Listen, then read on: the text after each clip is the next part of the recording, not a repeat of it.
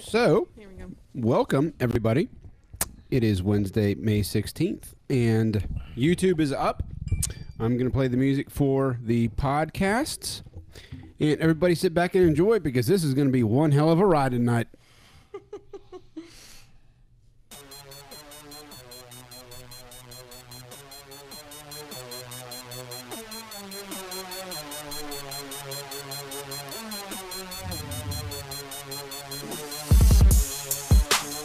Don't let him say that. Is she still a white belt? Yeah. Oh, yeah. And it's already begun. Welcome to episode 017 of Bread's Kitchen. Or is it 018? It's 019, Nick. No, it's not, because we're backwards on one because of the one note error that I made that one time. But we're Well, good. We can keep it as a continued theme. That's the black hole. It's like the third floor, the 13th floor of the hotel.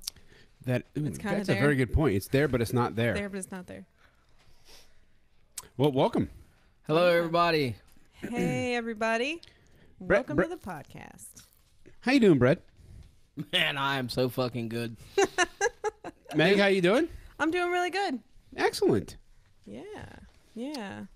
Oh, what is are you eating jerky over there? No, man, I'm over eating chicken fingers from damn Jack in the Box.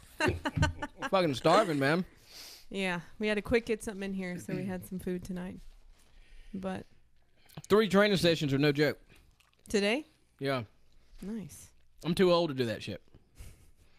But we do want to highlight our sponsor, though, the Jerky Yes. Life. So what kind we got over there? Man, we have some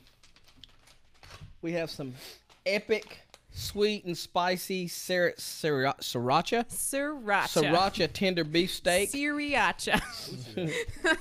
I think that's a country. And some paleo. Some paleo, uncured bacon. All right. And then, for our guests, we Oh. have the Tommy Jerky beef jerky. That's for your guess. That's for the Yeah, guests. this is for the guests and me. This is like a toast. We're breaking bread, but it's We're breaking bread. Symbolically, no, it's jerky. This is why I keep her around. She's good. That's good. Sweet and spicy sriracha is delicious. Awesome. You like it? Yes, it goes great with my wine. What kind of wine Yeah, I you was drinking? I was gonna say, yeah. It's a red. My daughter picked it out, and she had one glass, so I brought the rest of it. I don't know. You jacked your daughter's wine? Pretty much. It's called melodramatic. Is that what it's called? Melodramatic darkness. Oh. It's got a fancy cover. She buys based on the label. She's a victim of creative marketing. They love her then. She's Yeah. perfect. Yeah. She probably drinks that kind of beer you guys drink Abs- right there. $3 more, fancy sticker for $3 more. A little bit more sugar, too. Yeah. Yes, California. But it It's out tastes there. really good. I'm sure it does. my. Well, tonight, we're going to be recognizing a few others outside of our sponsor, which is Fight Lab Promotions. Fight Lab is in the house. Tonight, you got to hit the on-air button. Oh, hold on. Come on. And it's official. Right on. We're official. Yeah. This is like a real studio. It is. This is impressive. Nick Thank turns this thing into, he just transforms it in an It's hour. like a pop-up studio. Yeah. There you go. Literally. We could just put it in a truck and it would be hipster out in the lot. He's the dope producer. Dope producer. I earned my Dr. Dre title tonight. Yeah? They actually call me Dr. Dre off air. I don't know if he deserves that one. Oh, my goodness. He thinks, okay. He started on time once. Well, this time, And now he's the dope producer. I have to say it's my fault this time. I know. It's not I know. Nick's. I know. He did good this He time. did it. Look at him. We He's did so it. arrogant. He's like, oh, We thanks did- we everybody did a for sound check. recognizing I'm amazing. Yeah. We finished the sound check at 9 minutes till. I was impressed. Oh my God. I was in the car like, come on. That never happened when we did shows.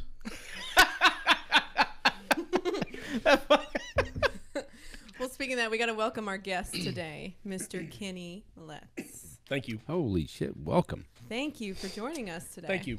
Thank you. It's good to be here. Yeah. I'm excited to hear what is happening behind that fist pump tonight. A lot of heart. A lot of history. There's some history. Oh man, good grief. Heart history and stories. There Oh. we go. But before we get to the heart history and stories, I've got a couple announcements we've got to do. All right. What we got?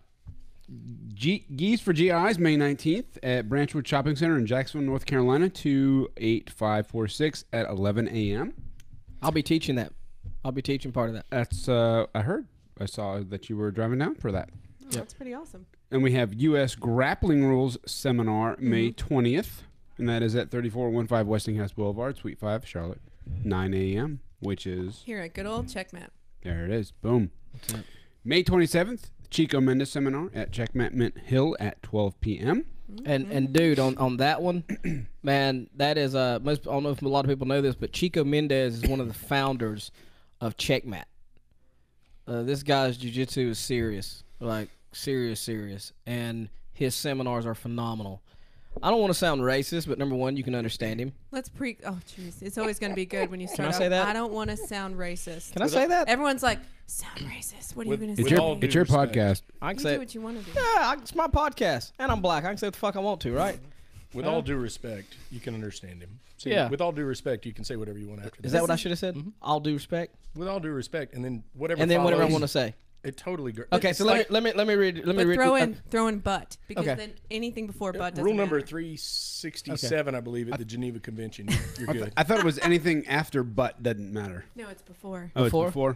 All right. Well, Okay. then Cut I with the didn't- bullshit. But is the eraser, but with all due respect, totally clear. Okay, well let me rephrase it. With all due respect, I don't want to sound fucking racist, but you can understand him. Right on. Was that close? So it's No. Okay. Anyways, That was great. Okay, go on. So Cleared. My point is, Chico Mendez, one of the founders of Checkmat, he's going to be in Charlotte. He's going to be in Mint Hill at Checkmat Charlotte, Paulo Mushu School, at 12 p.m. next Sunday, doing a seminar. $30 for Checkmat students, $40 for everyone else. that's definitely a deal. So we need to get our butts in the car and get our butts down to Mint A Hill. fourth degree black belt. Let's do this. That one of the founders of Checkmat. I mean, this guy's Absolutely. been right there, like nose up Leo Vera's butt. Okay, can I say that? With all due respect. With all due respect. I mean it in a good way. Stop. Dirty blue Stop. belt just walk right Stop. through. Stop. Dirty, Stop. Come on, man. Come back. Dirty blue belt. Come back. Come on back. Hold on. Keep coming. Keep coming. Whoa, let me see that. Stop. Come. Let me see that. Turn that around. Face it towards me. Come this way. A little bit more. A little bit more. What the delay is? Come over here. Yeah, there's a little bit of a Stand right there. Couple seconds. Is he on yet? I ain't on there yet. No, not yet. Wait a minute. Where's he at? I wonder if there's. There he goes walking by. There he goes walking by. Hey, everybody. On the delay on the Yeah, you're about video 8 or feed. 10 seconds. That gives you time. If it hits the fan, it gives you time to cut. And go to Way like better than something- 3 Correct. seconds.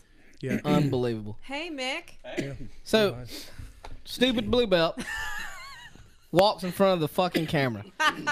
Get out. Get the fuck out. Bye, Mick. Fucking garage door open and you walk through the fucking door. Unbelievable. Get out. You're fired. night. No, you're not. Be back. We In the love kids you. Class. Bye. We love you. But anyway, Bye, Chico Mendez, Checkmat founder, May 27th, Checkmat Mint Hill. This guy's got a wealth of knowledge. $30 for Checkmat students, $40 for everybody else. Okay, I'm sorry, Nick. Go ahead, That was a Bossman. steal. Well, I was just going to say, if you are not a Checkmat member, you should come down to 3415 Westinghouse Boulevard and join so you can save $10 on the Chico Mendes seminar. That makes absolute fucking sense. He's pulling it all together. I make sense tonight. Justification. And then we have June 16th, we have Naga. And then June 23rd is the Toro Cup 11. You want to say anything about the last Toro Cup that we Yeah. kind of went over? Well, he's flashing right now. There we go. The last Toro Cup, it was awesome. It made me erect. Like that? Yeah, like that. Did you shove it in the waistband because you had to hide it? Or was it like, hey, everybody? It was like seventh grade math class when you had to go up there and you're afraid to do the equation because You've got a lot more to hide than you can't answer it. Oh my God. He's got Lord help me. he's got a lot more to hide than he can't answer that math problem. I keep erasing the. I keep I've been erasing out the of this first kind one. of environment for quite a while. Since I left, Reentry, yes, pretty much. I've had a little over 2 years of total decompression. I'm around now it's like, people who wear collared shirts and sometimes with a crease in their pant. And God, reentry is well, I just said I had a abrupt. big crease in my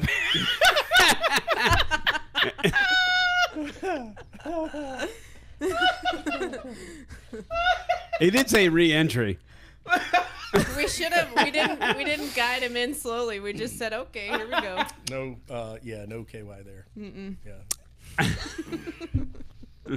All right, guys. So, it's funny. We actually had on the schedule to do an icebreaker, but hell, I guess that broke the ice. I think That was so. pretty good. There's no ice left. There's no ice left after that one. Except in the cooler. Did you have a pre-planned icebreaker? No, well, I was gonna do something, but you know what? Just for kicks and giggles, you know what? I'm gonna break the ice anyway, guys. I'm gonna do the icebreaker with the introduction, guys. For all of you that don't know, which you would have to be living like underneath a fucking rock or underneath a volcano in Hawaii. Da da da. Ouch. Oh my No. gosh. No, Too soon. No. is that too much? Too soon. That's too much. Too soon. No. Come on. Seriously. Big Island's going under. It hadn't even cooled off yet. I mean, it's still smoldering. It's just still cracking. It's gonna fall off in the sea, like that senator said. Okay. Like Guam was gonna tip over into the Oh sea. my goodness. All right. Okay. Well, if you're sleeping under a rock or some fucking where, tonight we have a very, very, very special podcast. We, like I said on some of my posts, this should probably be podcast number 100, but we're gonna do it on podcast 18 or 17, depending on who you ask. We got the pit boss, Kenny Letts. CEO or former CEO, fucking mastermind, I don't know what you want to call him, of Fight Lab Promotions here in Charlotte, North Carolina. And this is a super, super special moment to have him on here. Obviously, everyone knows that I used to be with Fight Lab since Fight Lab 2. I was involved in Fight Lab 1, but I came on full board with Fight Lab 2 and was there all the way up to like Fight Lab 50, 51s, 52. I don't even fucking know. It was just so long. And that was a major part of my life.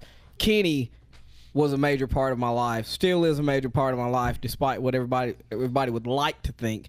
He was the best man in my wedding.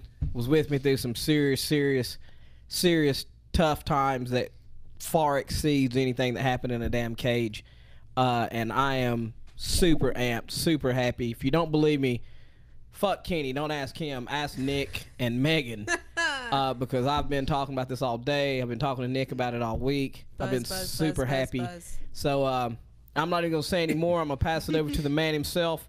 Let him introduce himself. And then we'll get into some of these topics we've got on this. And then we're going to get to some tough questions that you guys sent. So, Kenny, the floor is yours, sir. Tell them who you are. I wasn't expecting that. Thank you, Brett. That makes me feel good. I had a few people call me and ask me if I needed security coming over. I guess they. Anyhow, who am I? I was a fan. I was a fan from the start with the Ultimate Fighter show, and I was telling Nick earlier. I bumped into a friend who started training with Daniel. You know Daniel Anchetta, personal trainer. He was a training partner with Forrest Griffin. I think Forrest was actually cornering him during one of Daniel's fights in Atlanta.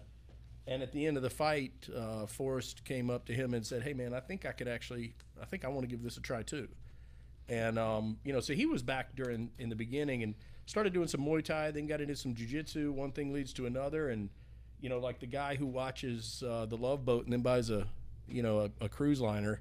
I had no idea what I was doing before we did our first fight show. We just, for lack of a better way to describe it, I was bored at work. I'd actually had the bright idea, me and I convinced two of my other buddies about to turn 40 to go test our skills at an underground event, and we jumped in there and fought 3 kids that we could have been. We were old enough to be their dads. I was actually about a year older than my opponent's dad. Oh wow!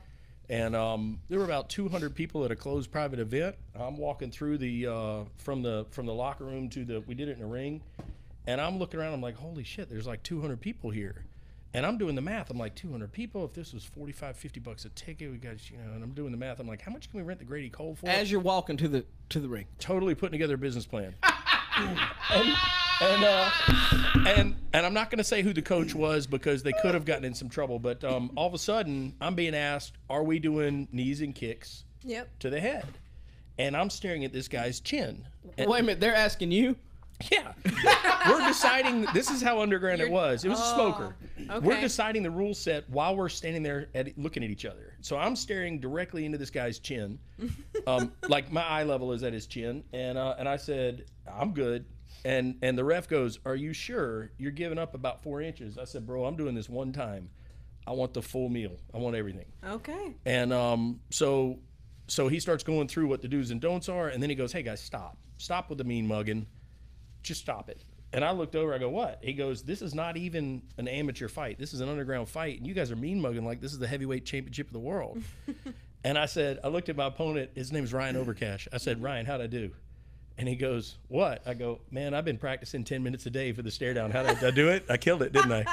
We touched gloves. We beat the hell out of each other. And learned a couple things. One, 40-year-olds don't need to be fighting. 2, that...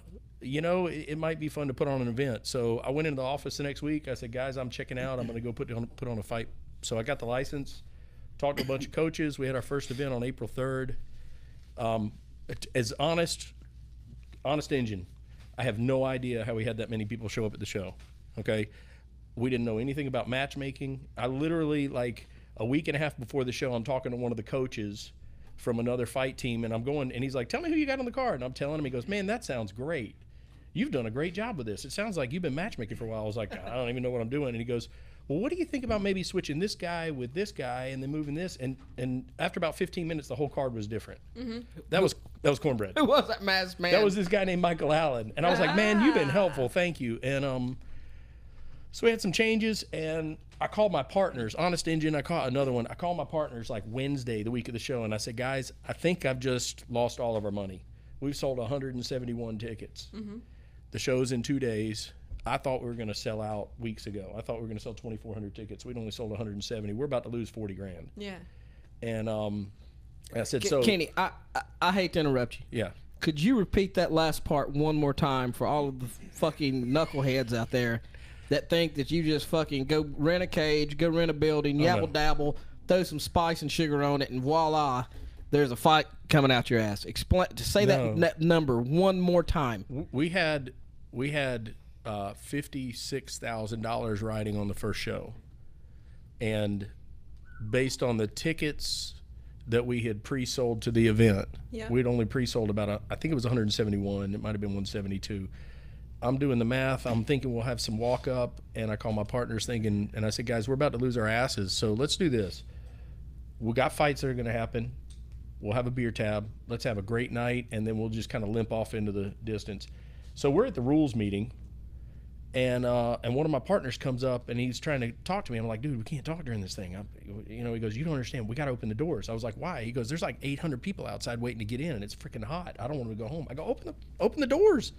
Let him in. We ended up with like 1,150 people at our first show. Oh, yeah, that's awesome. Now, it was a fun night, but the next morning I'm laying in bed. I got tears rolling down my face. I'm laying there. I'm thinking, we probably made about $3,000. I think we profited $3,000. I expected to profit 40 or 50,000. Yeah. We profited 3. I'm laying there. I'm like, what the hell have I done for the past 3 months?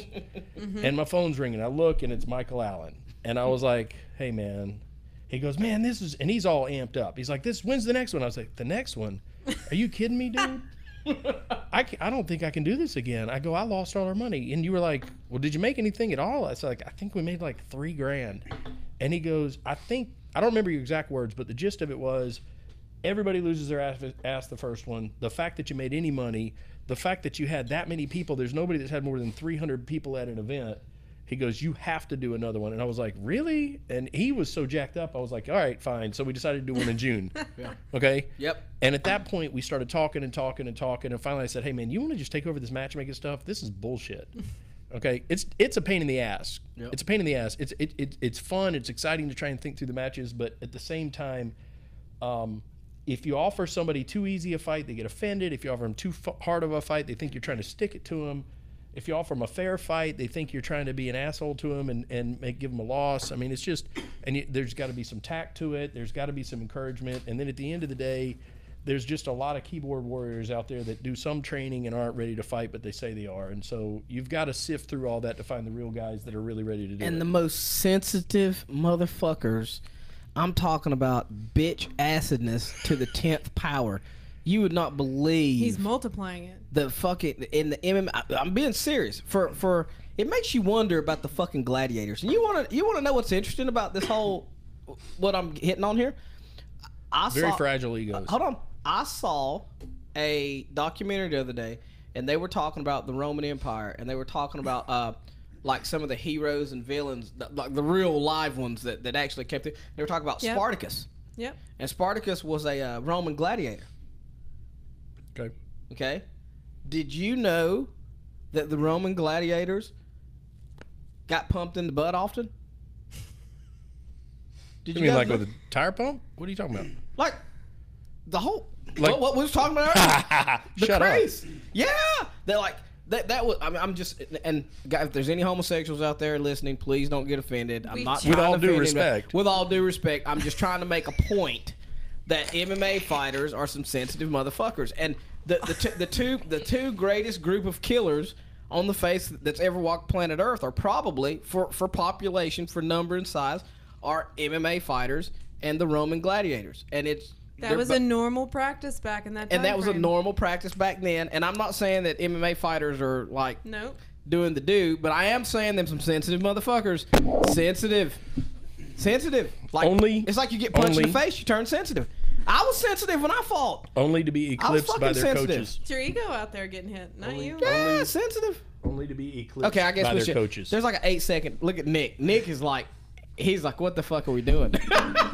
Hey, so Nick don't even know what to say. Look at him. So- This is normal when we're together. so in all seriousness, What?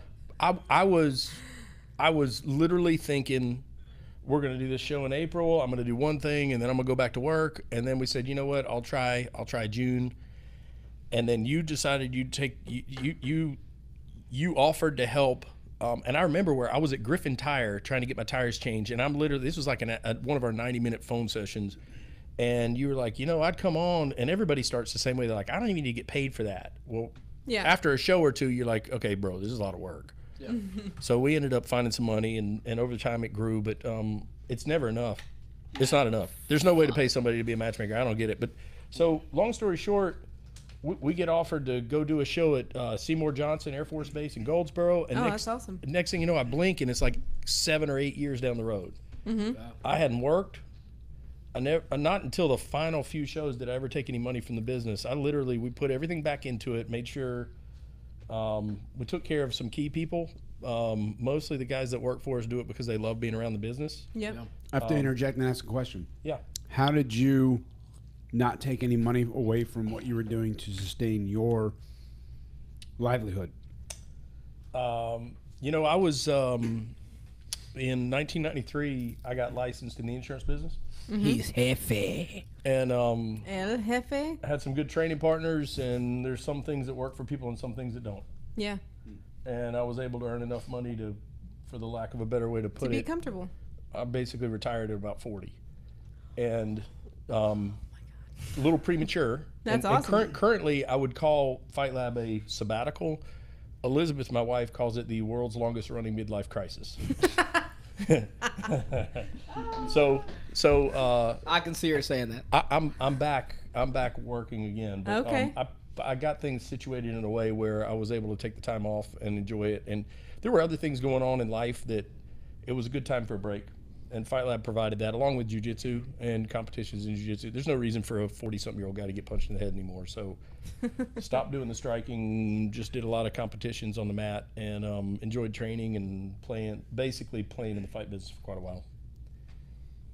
I agree with that. That's probably why I'm not right in the head anymore. So let's jump on a topic real quick that's on the list here, and then we'll get back to some stories. I'm sure they'll intertwine as we go forward. But Fight Lab has an event coming up on June 22nd, right? June 22nd. I think so. It's a Friday. Tell us about that. What we got going on? Friday night at the Grady Cole Center. We're going to start the show at 7 instead of 6. Okay. Allow people the time to get there. We tried that before, but go ahead. We've been pretty timely lately. Go ahead. We've actually been timely. Go We've ahead. been starting on time since we restarted back up. We've been timely. It'll be at the Grady Cole Center.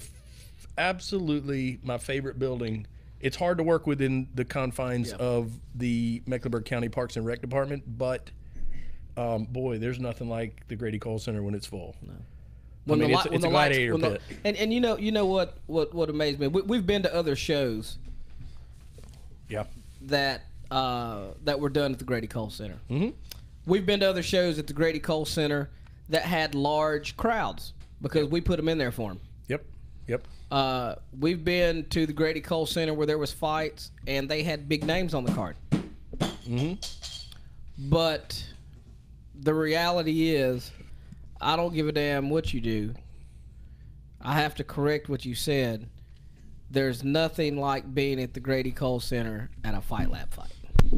That's what it comes down to. You know, you bring up a point there.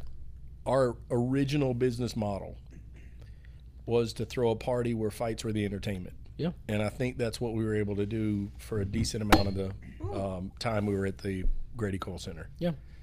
Between the go-go dancers, right now we're running tight on go. We don't have as many go-go dancers in the area that I can find. So if you're go-go dancing and you want to hit us up on our Facebook fan page, You shake your booty. Let's go. love to see them.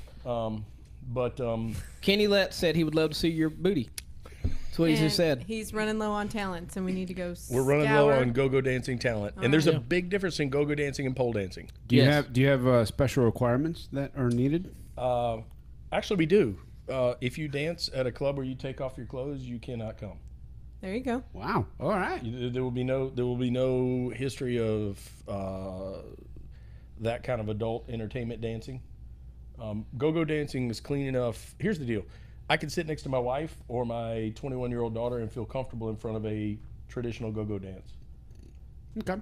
What if they have a history of pornography? That's probably a deal breaker. That's a deal breaker too. Then you get I just wanna demoted, make sure- to ring girl. Okay, well, there we go. I'm kidding. Nick is just—he don't know what to do, dude. I mean, No. I'm proud of we these have- awkward silences. I will say this. I had to ask. I will say this. I've been fortunate enough. Brett has too. Fortunate enough to be able to go to an awful lot of other companies' MMA fights, and I enjoy watching fights. Yep. Pure and simple. I'm not bragging, but we have a long history of very attractive ring girls who are very confident in what they're doing. Good for them. Okay, and they're attractive, they're confident, and they're respectable. Okay. And you know the original business plan there. Seriously, I got it in writing. Was I want that girl that if it's 8:30 in the morning and you're at Starbucks, every dude in there is double taking and saying, "Wow." But they're not saying, "What's she doing up so early?" I know she was working a pole last night. We don't want that look. But we want, but the key component in there is it's got to be confident. Remember when we were at Shaw Air Force Base and that girl checking in at the desk? She wasn't a looker. It might have been Fort Bragg, but she wasn't very good looking. But she was That fun. was Shaw. Was it Shaw? That was Shaw Air Force Base. And she was like, "Let me be a ring girl. Let me be." And we let her, and she was a crowd pleaser. She was up Yeah. there confident. She was smiling. She was having a great time. That was a roll of the dice. We got lucky. It was, and she nailed it. Yeah. That's awesome. You guys want to hear the bad part about the ring girls? So is there a bad part about the Well, ring let girls? me tell you about the bad part about the ring girls, and this is just a history of Fight Lab. So, when I was with the company from Fight Lab 2, and I say Fight Lab 2, some people say Fight Lab 1. He gives me credit for You're Fight Lab involved with 1 one. because I helped change the card around. But Fight Lab 2 was when I He came. stopped a few deaths. Yeah, I did I had some big mismatches. Yeah, he had some deaths getting ready to take place on Fight Lab 1. But on Fight Lab 2 is when I really came on board. And we had another guy that was with us named Tom Bakley. Okay. And we called him the Cooler. So you had the pit boss, Kenny, the Cooler, Tom Bakley, and Cornbread, me, and or the bread, and so it never failed. All three of us thought that we could do each other's job better than the other one. Of course. Okay. Now, granted, Tom, he was the operations guy, so he put the cage together, and I was very low key about if I could do his job better than him. Like I whispered it in the closet because I didn't want any part of it. Staring afar, thinking. Yeah, staring afar. Yeah, I made sure he never heard me say that I could do his job better than him. Go ahead. I already know what he's going to say. Go ahead. Okay. Was it low key? Let me tell you what. Okay. One of our Fight Lab 1, Grady Cole. Fight Lab 2, Grady Cole. Fight Lab 3 was Seymour Johnson. Fight Lab 4 was on the rooftop of the Epicenter, and we find out 4 days before that the guy who owns the Epicenter at the time flat out bold-faced lied to us. Afshin Ghazi told me to my face that there was a freight elevator. That one, yep. Freight elevator. Said they had chairs, said they had a tent covering the whole place, and I found out on Sunday before a Wednesday night show that none of that was true. It happened to be race week. It was supposed to rain. It was raining freaking sideways. I worked it out to get a tent on Monday. I remember this. Okay, so we get a tent on top of the rooftop. I got chairs brought up. Yep. The cage, I had to negotiate with a dozen of my friends to carry that 4.5 ton. We rented Marcelo's cage. Piece By piece. Up that stairwell. 6 flights of stairs. Yep. We get it assembled. We're good to go. Run our show. Fantastic night. Packed. I get called. It took me 10 minutes to get from the stage to the cage. It was packed. Crazy. Fire marshal goes, cut it off. I'm like, what are you talking about? Cut it off. And he goes, no. Just no more people up here. These are freaking great fights. It was like prison fights. There were so many people under this tent. That tent was rated for 200 people. There were 900 people under this tent cramming up under there. Okay. In the rain. Absolute In the cold. In the rain. Mayhem. D-Hart was our main event. Yeah. Beat the brakes off. I mean, Mike Krug. D-Hart fought Mike Krug. And Mike Krug's a tough dude. Yeah. And we got some beautiful shots. Bad. Yeah. So the other thing that they promised me from the Epicenter, and this leads to what you were talking about with the cage, is they were going to look after the cage all night because we were going to clean it up in the morning. Now, in the morning, a couple things happen. Number one, I get down there. I don't sleep, okay, around shows. Okay, so I get home around 4 in the morning. I lay in bed for 30 minutes. I take a shower and go back down. It's 5:30, 6 o'clock. There's no security guard looking after our cage. I was like, So I start piddling around cleaning up. About 8 o'clock, Tom shows up. It's me and Tom. The crew's supposed to show up around 8:15. Okay. By 9 o'clock, I'm calling, and they all had business meetings that had come up. So it's me and Tom looking at a 4.5 ton steel cage on the rooftop of the Epicenter. We don't have any sleep. It's been raining on us for 2 days during setup, and we're dog tired. Make a few calls. We found 2 people. Tom got one of his good friends to come in, and I got one of my Fight Lab partners, Scott Thompson, to come in. So there's 4 of us, and none of us know how to even take apart the cage. It was our first cage setup by ourselves, right? So Brad comes rolling through with his Team Husky guys. I was like, oh, thank God, we got some muscle here. I go, Brad. He goes, I don't touch the cage. I go, no, seriously, Brad, we're dying. We're dying. He's like, man, come have some wings on us. We're going to wings. You guys go, it's like 10:30, 11 o'clock in the morning. They're having beer and wings. You know how I know this? Okay, it's been raining on us all night. Yeah. We've got, you may not have this problem, but with guys, we get what's called chub rub. Okay, when your pants are wet, you end up with a little bit of rub. I'm going down to that CVS to get what do you call it? That A&D ointment. A&D ointment. Me and Tom went through 2 tubes of that stuff. We're walking like freaking cowboys. We have to carry this thing. I didn't get out of it until 7:30 that night. Oh, okay, no. I go in there pleading with Brett. He's got a whole table of muscled up monster fight guys, and I was like, What guys, are you doing? I'll pay all of you. And Brett was like, guys, we don't touch the damn cage. We're fighters. Look, I had to set the precedent because I had an idea that this thing, Fight Lab 1, Grady Cole, packed, made some money. Fight Lab 2, Grady Cole, super packed.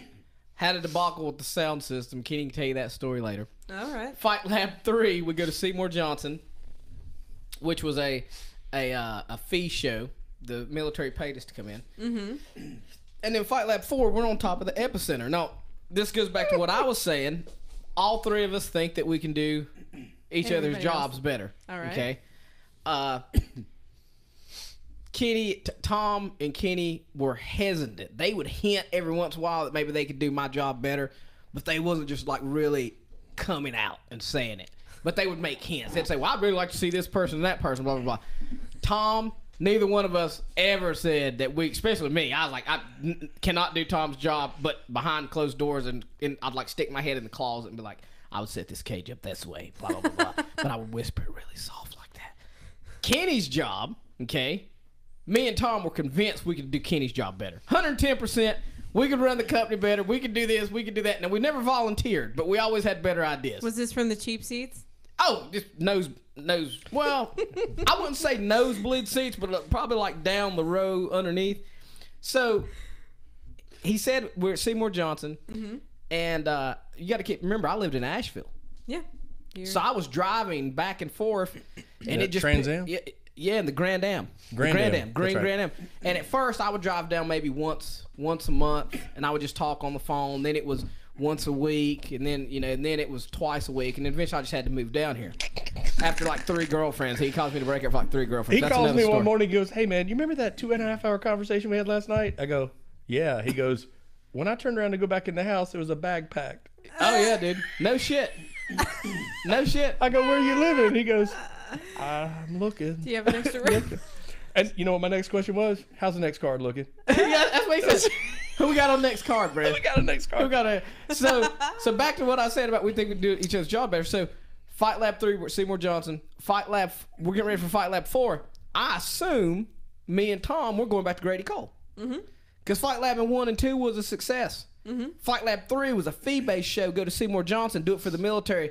Looks good for publicity. Looks good on paper for the reputation, support the military. I know we're going back to Grady Cole. We're going to knock the socks off this motherfucker. He goes, we're going to the Epicenter. Now, keep in mind, I'm from bumfuck Asheville, so I don't even know what an Epicenter is. And I see Tom's face turn as red as this fucking... Tom was mad. Tom was Tom's an shaking guy. his head. He's He's just mad. shaking his head. And I was like, where's the Epicenter? And he's like, there's no fucking stadium in the Epicenter. It's a mall. And, blah, blah, blah, blah. And so then we go up there, and I'm standing up on the top of the roof, and the wind's blowing. And I'm like, what are we doing? I was like, what? Why? And Kenny's like, oh, it's going to be great. They're going to do this. They're going to do that. They're going to do this. And I remember walking off and saying to myself, fucking idiot. Why are we doing this? It was 43 feet wide, 120 feet long, had an 850 person capacity. All right. There's no elevation to seating. It's all flat. It's all flat. Like I'm looking at it. And it's on the rooftop, and it's surrounded by other buildings. And I'm thinking this is a disaster. This is a disaster. So we get there that night. Sounds exclusive to me. Well, we get there that evening, and it just is raining already. And I'm sitting there thinking they're gonna cancel this. They don't fucking cancel. Hang on. 3 months earlier when we planned it, the only way you can check on the weather, according to what I understood, was the Farmer's Almanac. Farmer's Almanac says You hear it's going to this? be Yeah. 68 Do you hear to this shit? it's 68 to 72, clear blue skies, This is how this no man made the humidity, decision. You got to do it. clear You have no skies, other and no way. humidity. It's mid-October. It's race week. I could see it. Hey, damn the news forecast. Let's go to the Farmer's Almanac. It was 38 and raining. Sideways. 38 and raining. And I remember thinking to myself, sitting there going, why are they not canceling the damn show? I kept looking at the commissioner. I was getting so mad I couldn't It see was straight. cold as shit. That You was night. there? Yes. Hey. Explain to Megan how cold it was. So What shrunk? everything.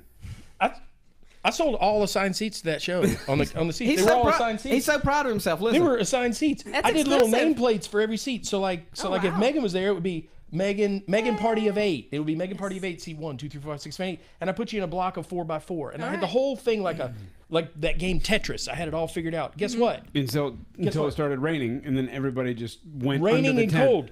Tape doesn't work with rain and cold. So all my seat signs go everywhere. All the seats And- went everywhere too. It was crazy. So everybody's like, "Where are my seats?" I was like, I literally, Go fourth. you know that little meme where the guy throws the papers up and he's Yeah. like, "Fuck this, I'm out of here." Yeah. That was me at about 15 minutes into the show. I was like, I don't know what. and listen, this is what was crazy. This is what was crazy. This is the crazy part. So I was sitting there saying to myself, Was it why are good, they though? not canceling the damn show? Yep. Then it was, why are they not leaving? Then it was, what the fuck am I doing here? Why am I not leaving? The other part that was crazy was this. Knockdown, drag. I mean, those fights. Lead off fight. What was the lead off fight? Oh, yeah. Jason Salvo Yeah. and Mark Ford. AJ Ford. AJ Ford. And that was the first. Now this was the. I'm not gonna say this was. That was one of the top 5 all-time Fight Lab fights. By far. Now, and I'm not gonna say this was the first time that my alternate personality of the bread came out, but it was pretty damn. I mean, that was the first time I had the real heat with the cornerman, because I'll never forget. We're standing in the rules meeting, and back then I didn't say too much during the rules, but the commission would do the rules meeting, and I was. I'm not gonna make it. I was pissed because we was even doing the show. I'm looking outside. It's raining. We're just in the corner, just like. Well, no, raining. we're in the locker room, and we're back in the locker room, which was like it was unfinished space shop that they let us space. stay in. Well, no, it was where the hotel was supposed to be built. But it was unfinished. Yeah, completely unfinished. There were no lights. We had to string up lights, and the freaking during the middle of the night, the rebar was still sticking out of the wall. The rebar was sticking out of the wall, and we had construction lamps brought in and some other lamps across the ceiling, and the power cord we had run it and through the water cord. And there were metal doors that kept opening and closing. So I'm literally standing there like halfway through the show. Yeah. And all of a sudden, and I'm standing near the doors, and all of a sudden I'm hearing what sounds like firecrackers, and I turn around, and the metal door has cut through the power, and it's going kapow, pow, pow, and I'm literally looking. The whole door is probably electrified, and people are about to grab it. And I'm like, don't touch it, don't touch. Lights go out. I mean, it was scary. There was some. So we're in the rules meeting, and I'm trying to figure out a way of how I can get this show canceled because I'm pissed. It's cold. Okay, I walked outside, and it was fucking raining. I had steam coming off my head, and people were laughing at me, and so I get back to the rules meeting. The commission's talking, and I said, "Hey, I got something to say." What? Somebody better get punched in the fucking eye. Trademark.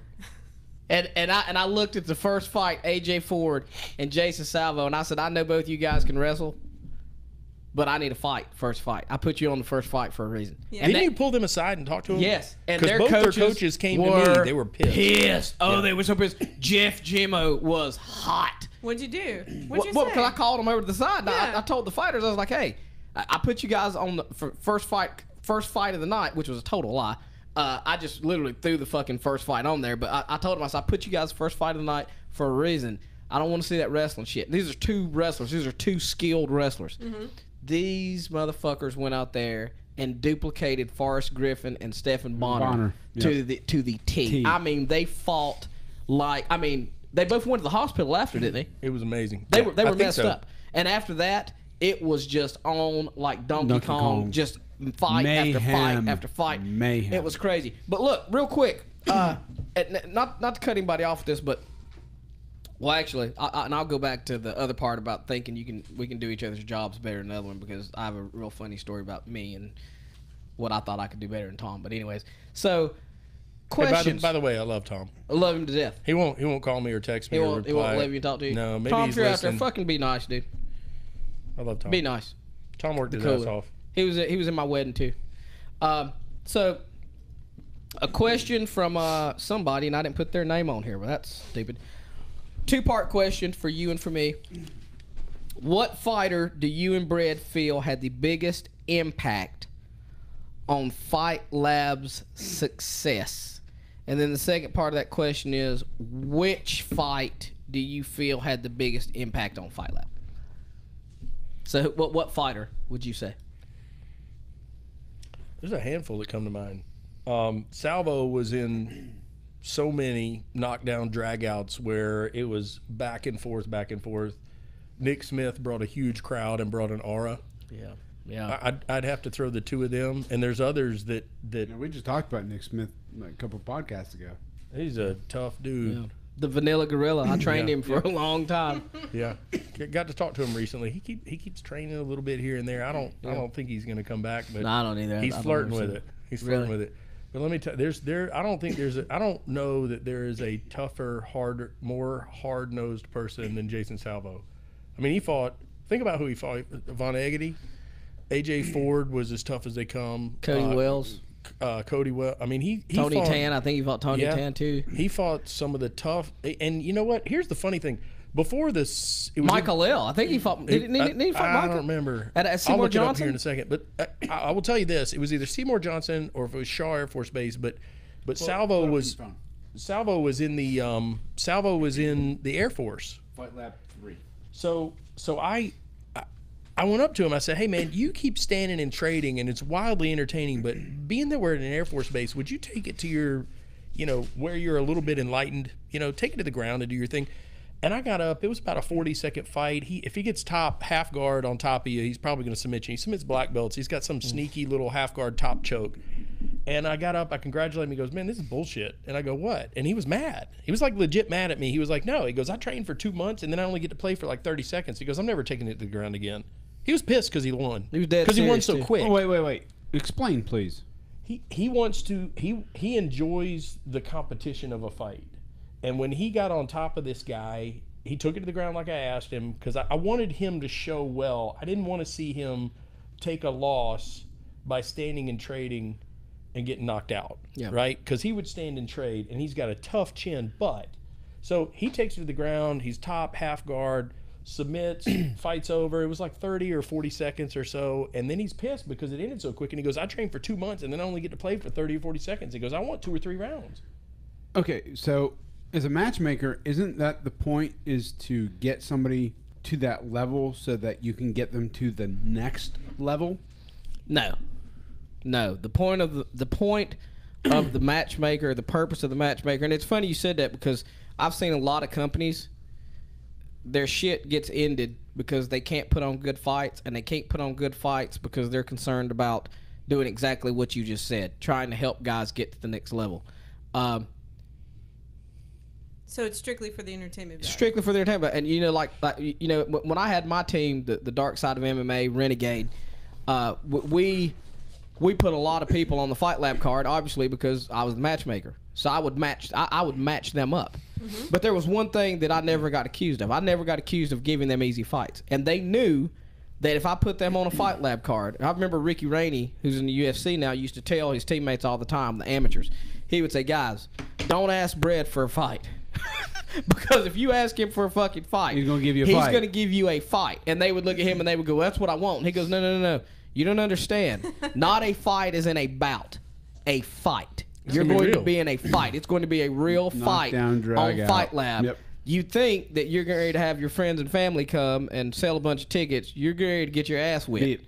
And he used to warn everybody on the team of that, and the young kids would never listen, and it would never fail. They would go get them put on Fight Lab, and then they'd be pouting in the back. But the point of the matchmaker is to put on the highest quality fights possible, the most entertaining fights. I remember. But don't you think that sells out sometimes, though, in the wrong way?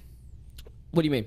So you have those hardcore fans that really follow, what you're trying to put on, right? And then sometimes you go for the money fights, necessarily over ones that you think that fighter or somebody coming up in the ranks should actually be fighting for title shots or things like that. Do you think? No. Again, when I say highest quality, I'm talking strictly from competitive standpoint. Okay. And so, the one thing I always prided myself on was whatever happened in that cage was going to surpass anything that was happening outside of that cage. And with Fight Lab, that was tough to do. Most like I did matchmaking for other cards, and I could put together a good card, and that good card would stand out because outside of the cage, nothing was going on. Okay, but then on Fight Lab, it's different. It's the atmosphere. It's the music. It's the DJ A-Rod. It's the Go-Go Girls. It's the announcing. It's the 2 announcer theme with Bruce Foster and with me. It's the lights. It's the dark gladiator feeling of the cage. It's the introduction. It's the way the national anthem was done. It was the way the fighters was let out before the national anthem. It was the way the fight order was arranged. There was so much stuff going on. It was the relaxed mindset of the fighters because they didn't have to worry about hotels, because they didn't have to worry about gauze, because they didn't have to worry about water, because they didn't have to worry about ice, because they all had uniform gloves, because they had the death dealer gloves, which would absolutely knock you dead on your fucking ass. There was so much going on outside of the cage at Fight Lab to event after event after event put on something inside the cage that would overshadow that was fucking tough. Yeah. That was tough, and it was stressful as fuck. I mean, when I say it was stressful, it was beyond stressful. And I tried to put on an act like it wasn't, but it was pretty damn stressful.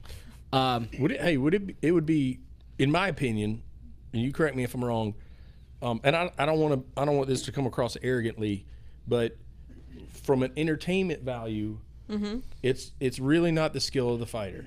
Okay, it's the skill of the matchmaker. It's the skill of the matchmaker. And I'll tell you why. If you put in a great skilled fighter that you're trying to promote, with a less than skilled fighter, okay, it ends quickly, and everybody cheers for all his friends cheer for him. But you're kind of sitting there going, that wasn't really. You see that in boxing a lot. Yeah. Okay.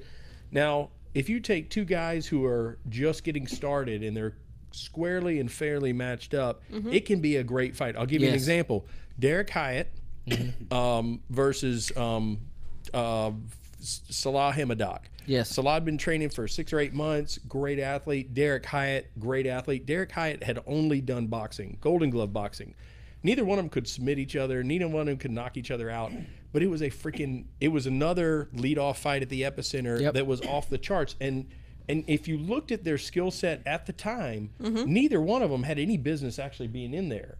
But because they were fairly matched up, it was 3 rounds of 2 lizards getting after it. Neither one of them could finish, but the fans were on the edge of their seat the whole time, trying to figure out what was going to happen. Because you were like, oh geez, no. And Hemadoc is on top of him, and if he just stayed there, the ref would have called it. And he dives for an armbar, and he does it completely wrong, wrong. And then Derek's on top of him, and he can't finish because he doesn't know what he's doing. And then he gets in a triangle, and he can't be finished. And then they stand up, and Derek cracks him in the head. And he falls down, and Derek follows him to the ground. Derek is a freaking great striker. If he had stood, Hemadoc would have had to stand up 2 more pops fights over, but he follows him to the ground. And it just went, okay. And then you take somebody who, another great example, AJ Ford versus Jason Salvo. 2 freaking fantastic wrestlers, gritty, tough. Neither one of them could knock each other out, but they beat the brakes off of each other standing. Massive entertainment. And that was one of those. That was one of those. And that was one of those that you told them to do that, though. Yes, and that's what I was going to say. I had to, because I remember right before. I'll be honest with you. Fight Lab 3, I was worried. I was worried about the card. And then when the shit outside the cage started going off. Why were you worried about the cage? I mean the fight. I was worried about the card because we were taking a risk, one, with putting Adam Dehart in the main event versus Mike Krug. Because Mike Krug didn't have that many fights. He had a big following here in Charlotte. And Dehart wasn't supposed to be in the main event. Buck was supposed to be in the main event fighting Krug. And Buck was our killer from Team Husky at the time. He was my #1 stunner. And we had complete faith that he would annihilate Mike Krug. Okay? At the same time, though, Mike Krug's jiu-jitsu is really good, and he came from Team Rock, and so we knew it could turn into a fight. Well, Johnny got hurt or turned pro or something, and Kenny said, who are we going to put in there? And I said, well, I'm going to put Dehart in. And he was like, Dehart? And I was like, yeah. And he was like, you sure? And I said, yeah. We're going to put Adbat in. And dude, we trained him like for a freaking monster, and it turned out good. But that was the reason. That was one of the reasons I was worried about the card. We also had a lot of. You got to remember the landscape back then. Back then, and most people don't remember this. Fight Lab. Will you hand me a Bud Light, please? Oh, yeah, sure. The nectar of the gods. Fight Lab wasn't the big dog. We wasn't the big dog back then. We were the little pup around the corner, and we were running around barking. We were doing a lot of barking. I was talking big shit. But Carolina Fight Promotions was the big dog. Doug Neely over on the eastern side of the state. Doug Neely down in Raleigh, Myrtle Beach, Wilmington, and he was putting on the big fights. He was putting a lot of money into it. He was having Hoist Gracie. I don't remember a big promotion of theirs in Charlotte, though. They didn't come to Charlotte. They never came to Charlotte. They were going to. They were going to. Remember. They wanted to bring the Carolina Crown. Remember, he did the Carolina Crown every year, and he was talking about bringing it to Charlotte, and that was when Kenny let me. I mean, literally gave me a lot of leeway to run my mouth online and talk shit to everybody, and something he's really good at. And the fights, the first 2-3 fights that we had done were so good, it had spread. But here was the problem: we couldn't afford to put pros on the card. We did it on Fight Lab 2. Yeah, we did 1 and 2, but then but it costs. No, we did 2, just 2. Fight Lab 2, yeah. And we lost money on 2. How much does it cost to put a pro on a fight? It depends what you're paying them. Each pro's different. Each pro's different. So like a range would be a debut might get $200 or $300. No, but back then it was different. Remember, we didn't know. Oh, I got. Yeah. Yeah, we got cornholed on. I mean, like it was like look, it was to the point we said, here's the deal. We're gonna put on great fucking fights, and I remember wording this way on Facebook. But we're gonna put on the best fucking fights, and our amateurs are better than your pros, and we'll prove it. And you know, I want to say we did, but God bless, we took some risk and fucking amateurs. But here was the deal. We gave a lot of fight teams a chance that wasn't ever going to get a chance to fight on Carolina Fight Promotions or go fight at Wild Bill's or go fight. I mean, we gave a lot. Well, here's one thing you saw in Carolina Fight Promotions. Okay, to your point. Okay. Doug trained with Team Rock over on the eastern side of the state. And his matchmaker ran a gym in Wrightsville Beach. Now, I went to one event in Wrightsville Beach. I still got a picture from that night. My nephew, my brother-in-law, and me, we went, cage side seats, had a great night. And I remember, and I'm a novice. This is before I started the fight business, right? Okay. So I'm there, and I'm sitting there going, Evolution Martial Arts has got some killers. They won like 7 fights. You know, there were like 10 fights on the card, and 7 of the kids were Evolution Martial Arts in Wrightsville Beach. Well, you know, find out later, it was a really good skilled guy versus a turd. And as a novice, I'm watching like, holy cow. You can't these tell guys are amazing. Yeah. You know? And what the reality was, and I asked Doug about this. And Doug's a nice guy. We don't do things the same, but I was like, hey man, how come, and his point was, why, if I got a guy that sells 200 tickets, why would I give him a chance to ever lose? I want him to win. I said, yeah, but your fans get there and they're like, it's very uninspiring. Yeah, because you know what the end is going to be. It becomes professional wrestling. Well, you can predict. Yeah, I was going to say you can what's predict inspiring? the story. It's inspiring as hell to see somebody like Nick the Vanilla Gorilla Smith in there, and he's got his crowd cheering, and he's on his back, and he's getting the hell beat out of him, and they're still screaming 1-6, 1-5-0. And then Nick, it's almost like WWE where he gets the power and he starts shaking his hand and he comes up. And all of a sudden Nick knocks out a win and the crowd goes absolutely freaking bonkers. Yeah. Because he came from behind, or it's like D-Hart's getting trashed and then he wins. Or D-Hart, like the opposite. D-Hart is ragdolling that guy at the base. Remember he was ragdolling that guy at the base? Oh and my then he God, gets submitted Bradley in the Desir end? that fights in Bellator now. Yeah. Bradley Desir, yeah. Beat Bradley. Is he in Bellator? Yes. Beat Bradley Desir to death for 3 rounds. I thought we're going to have a hospital claim on this one. And then got submitted literally in the last 10 seconds. Because he was trying to finish. Yep. Because he's our freaking pit bull. Yep. He's a Fight Lab Hall of Famer. God, because for the reason that he didn't care what his coaches were saying, he was trying to finish. And there's 30 seconds to go. He's absolutely up. He's probably got a couple of 10-8 rounds in him. And he's just pummeling. And then he gets caught in an armbar because he's taking a risk trying to finish. You know, one of my more favorite nights was the week before. It was the week that the UFC was coming to town, and the boxing commission had called me and said, "We'll let you cancel your event. It looks like the UFC's coming 4 days later." Yeah. Okay. Yep. And you're going to be at the Epicenter on Saturday night, and the UFC's coming for like a Wednesday night show in Charlotte. And I said, you know what? We'll keep it. We'll have our fun. We sold out. The UFC calls and says we're only half sold, and it was midweek, so I get it.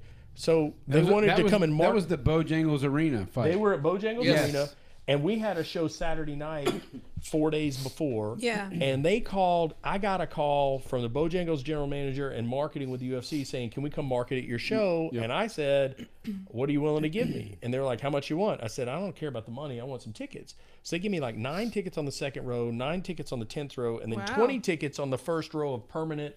You know, if you're watching ice hockey. Okay. And so I kept that to myself, and I'm in the locker room, and I didn't talk during the rules meeting a lot, but I stopped everybody. I said, hey man, who here's going to the UFC show? And Nate Davis raised his hand. He had tickets, but nobody else was going because tickets are expensive. They are really expensive. Now here's what we did for that night. Remember we called it title night. We had 9 title fights on the line that night. Oh wow. Okay. Yeah. Which is part of the reason why we sold out. And I said, all right, everybody who wins is going to the UFC show. And I held up a block of tickets. I go, Everybody that wins, I go, if you win by knockout or submission, you're going to be on the 2nd or the 9th throw. Okay, and I could see guys going, holy shit, and I could see their coaches going, don't listen to him. Okay, Pissed off. Okay. Coaches were mad as hell. Crazy night of fights. Yeah, crazy night of fights.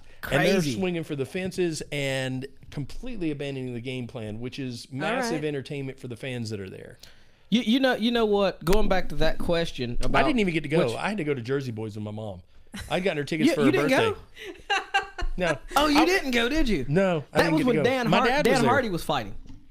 Dan Hardy was fighting. Yeah, Dan Hardy was and fighting. Big Country was fighting. Who's that? Big 7 Country, foot tall boy. Stephen Struve. Struve. Yeah, he fought Stephen Struve. I remember that. I was there at that fight. Yeah. Going back to you answered the fighter. You said Salvo and Nick Smith. Yep.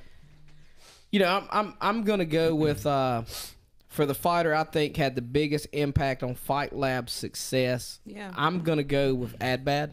I'm gonna go with Adam Dehart. He's right up there. Yeah, absolutely. And I'll tell you why. There was a point in time. There was that Fight Lab. Excuse me, I'm sorry. Keep burping. He's full of chicken and beer. The nectar of the gods keeps coming up. The nectar. Yeah, the Bud Light nectar of the gods. Lord. But Adam and his fighting in the main event, Seymour Johnson Air Force Base, then turning around and fighting at the Epicenter, and then some other fights he had. He got us through him and some of the other ones got us through some really tough times. But he was always the Fight Lab bad boy. Mm-hmm. He said yes. He said yes. It didn't matter who it was. It didn't matter who the opponent was. It didn't matter.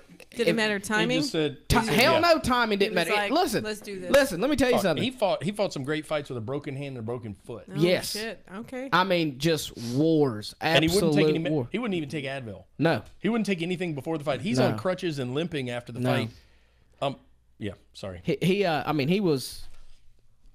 Yeah, I got because I know that him, Blaine Thomas sticks out. Mm-hmm. Definitely Nick Smith.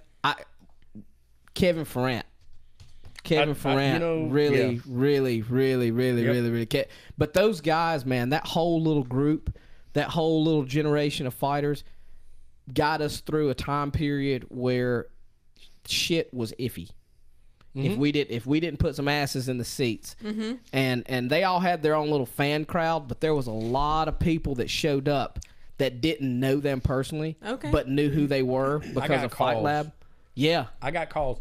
I would get Facebook messages saying, "Please call me. I want to buy tickets." Of course, I'm going to call them. Absolutely not exaggerating. I'm not going to embellish this at all. Okay. Get a call. Woman says, "We want to meet Dehart." I said, "Great."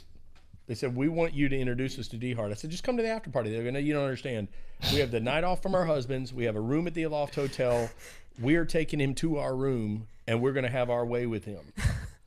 And I said, "You're talking about after the fight, right?" And they go, "Yeah." I go, "I am not the fight pimp. Okay." I'll be, and I said, I can't, at this point, I can't help you out. And I don't know whether they ever met up, but I had that happen on numerous occasions. They asked about Blaine. They asked about Dehart. They asked about Dehart a lot. And when I look at Dehart, I don't see a good, when I look at Blaine, I'm like, my God, he's a handsome man. Okay. Okay. He's a good looking person. That's a pretty motherfucker, dude. He is. He is. But when you look at Dehart's a nice guy, but he's. But he was a warrior, wasn't he? I wouldn't. That's it. That gets him. Listen, So I wanna tell the there's story. nothing about Adam. It turns me on. Well, fuck that. There's nothing about Adam. There's nothing about Adam that turns me on, and there is nothing about Adam that on the street, if you saw him, would make you say to yourself, you know what? That looks Come like a back to good my idea. hotel room. That looks like a good idea to go fuck with him or That fuck looks him. like a good idea. You know, The fact that you categorize I can him as remember. that. I can remember a couple of his early fights, and I had some of my buddies, some of my work buddies, my insurance work buddies there, and I was like, "Where do you see this guy Dehart?" And I'm literally sitting next to him, and he walks out. Now Adam's got some, with all due respect, some engine in him, right? Okay. Yeah. In other words, not a lot of muscle tone. Right. All right. Okay. but when he grabs you, you know you've been You grabbed. know you've been grabbed. Okay. Yep. Like You're like, oh shit. yeah, like when you were a kid and you did something wrong and your dad grabs you and you're like, okay, this is Bad. obviously This is gonna be a superhuman. bad time. It's gonna Okay, be, yeah. so I remember my buddies going, "Oh, he's gonna get mauled. Look at him. He doesn't even have any muscle." I'm like, Yeah. just wait, just wait." And he Wait got till ugly. those hands let come me down. tell you a quick story about Seymour Johnson. This is one of my fun stories about and Brad. To be fair, had been doing a little bit of grabbing the microphone and doing some interviews before the fight, interviewing some crowd, and occasionally interviewing somebody after the fight. And he is legitimately but up front lobbying to be announce fights. And I'm like, I don't know. I like Bruce Foster, and Bruce Foster's outstanding. He's consistent. He's been doing it for 25 years, and he is on point. And you can throw him a curveball and he'll handle it. So I'm like, I don't know. So we have our first travel show, and it's at Seymour Johnson Air Force Base. And I get a call about 30 minutes before the start of the show. It's supposed to, let's say, start at 7. And my phone's ringing. I'm looking. It's Bruce, and I'm thinking he's stuck at the gate. And he goes, Kenny, I got a problem. I go, what? He goes, I did a show a month ago at Fort Bragg. I go, what's that got to do with tonight? He goes, well, I'm at the guard gate at Fort Bragg. He goes, I hit the GPS. He goes, I left work early. I don't know what to tell you, but I'm 3.5 hours away. I'm not going to make it. Oh, wow. So I said, Debacle. he starts wanting to talk. I go, Bruce, I love you, man, but I've got to solve this problem. So I go walk into the locker room. You were taping somebody's hand. Bread's taping somebody's hands. And I walk over. I go, hey, man, I got bad news, and then I got a great opportunity. He goes, what's that? I go, well, Bruce, and I tell him what's going on with Bruce. I go, how would you like to get that shot at being the announcer? Did his eyes light up and just start twinkling? He looked happy, but he goes, here's what I need. And I mean, literally, this is freaking Fight Lab. This is, if I write a book, This is Fight Lab lore, baby. It's folklore. He goes, let me tell you what I need. He's taping hands. He goes, let me tell you what I need. I need a red marker, a blue marker. I need 24 index cards, and I need 2 Bud Lights. And I need you to tell DJ A-Rod to cancel to delay the show 30 minutes. So I go tell the military guys. You said this? Yes. That's what he says. I need a red and a blue marker. I need whatever the number, 26 or 24, whatever the number of fights was. He took that and doubled it, that many index cards, and 2 Bud Lights. And I need you to delay the start of the show 30 minutes. I said, you're on it. So I go tell the military guys, and I found out a little bit about military bureaucracy because I literally asked somebody, and they said, you need to go ask him. So I asked him, and then he went and told that person, that person, and it goes to the person I originally asked. It goes up, and then they nod, and then they go back down, and then they go and they get my markers and stuff, and then they bring it to that person who brings it to that person, and then it finally comes to me. I give it to Brad. Okay, so here we go, and we're in an airplane hangar overlooking the runway. Cool. Okay. Baddest fucking show. I mean, there's planes landing and stuff. There's a big bold red line, which is a totally different story. About I remember pictures from that show. Yeah. So I'm like, hey, Brad, we got to get going. He's like, I'm going back to the tent. So he goes back, and we had these military desert tents in the back where the fighters are going to be introduced. Yes. And we cut the lights. We hit the flood. The spotlight is on the tent. All right. And all of a sudden, now, mind you, they told us, number one, your ring girls cannot show their midriff. Okay, if leadership is sitting there with their wives and they get caught looking, they'll stop the show immediately if they get in trouble from their wife for looking. So, and they said it needs to be rated G. We don't need to be using any cuss words. Your music needs to be radio edited. So I've been adamant with everybody about this. And so Brad, he goes, who wants to see somebody who's ready to see some fights? And everybody goes, yay. And he goes, who wants to see somebody get punched in the eye? And everybody goes, yeah. He goes, I can't fucking hear you. Who wants to see somebody get punched in the motherfucking eye? And they're like, rah! And he goes, and I'm standing in the cage, and I'm sitting there going, we're not even going to see the first fight. We're about to get canceled. And he comes jogging down the aisle. He runs in the cage. We had just gotten the light rigging. Okay, so we've got this scaffolding that attaches to the cage, and it holds our lights above the cage. And Brad jogs down the aisle.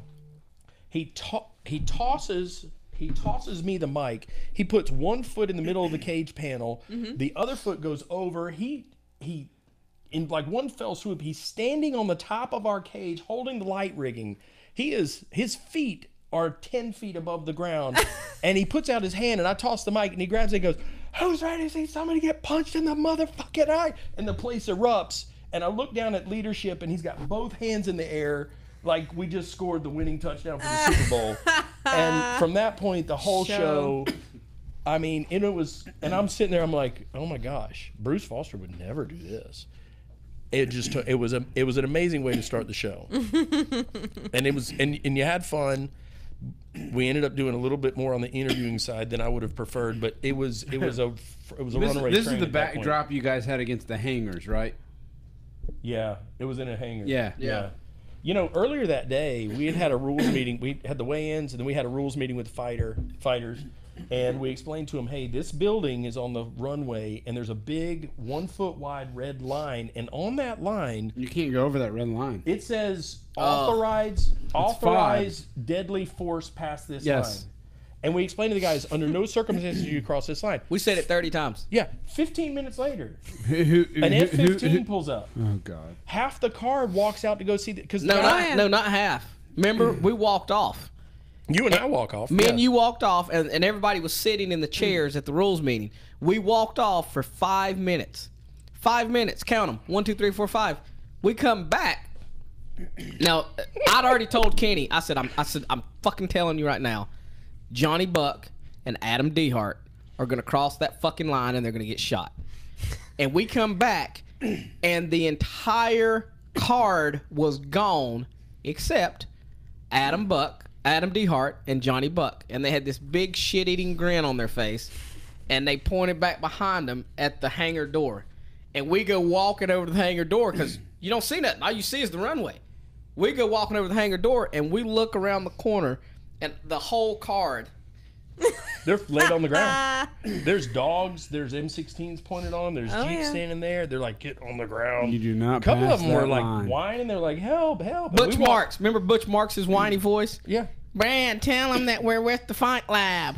Me and Brad, they were like, come out and help us. We walked right up to the line, and they were like, come on over and help us. I was like, I'm not crossing that line. No, I'm not crossing. What is it? Blaine Thomas was beside himself. Remember, they took their phones. They took all their phones and electrical because Yep. I mean, it was bad. Yep. I said, man, you guys are dead. They're gonna shoot you. They will. They will. You I've been crossed that red snatched up line. many a times crossing some lines I'm not supposed to. So which fight do you remember that stands out that made you say, okay, we're on to something? Was it the Salvo AJ Ford fight?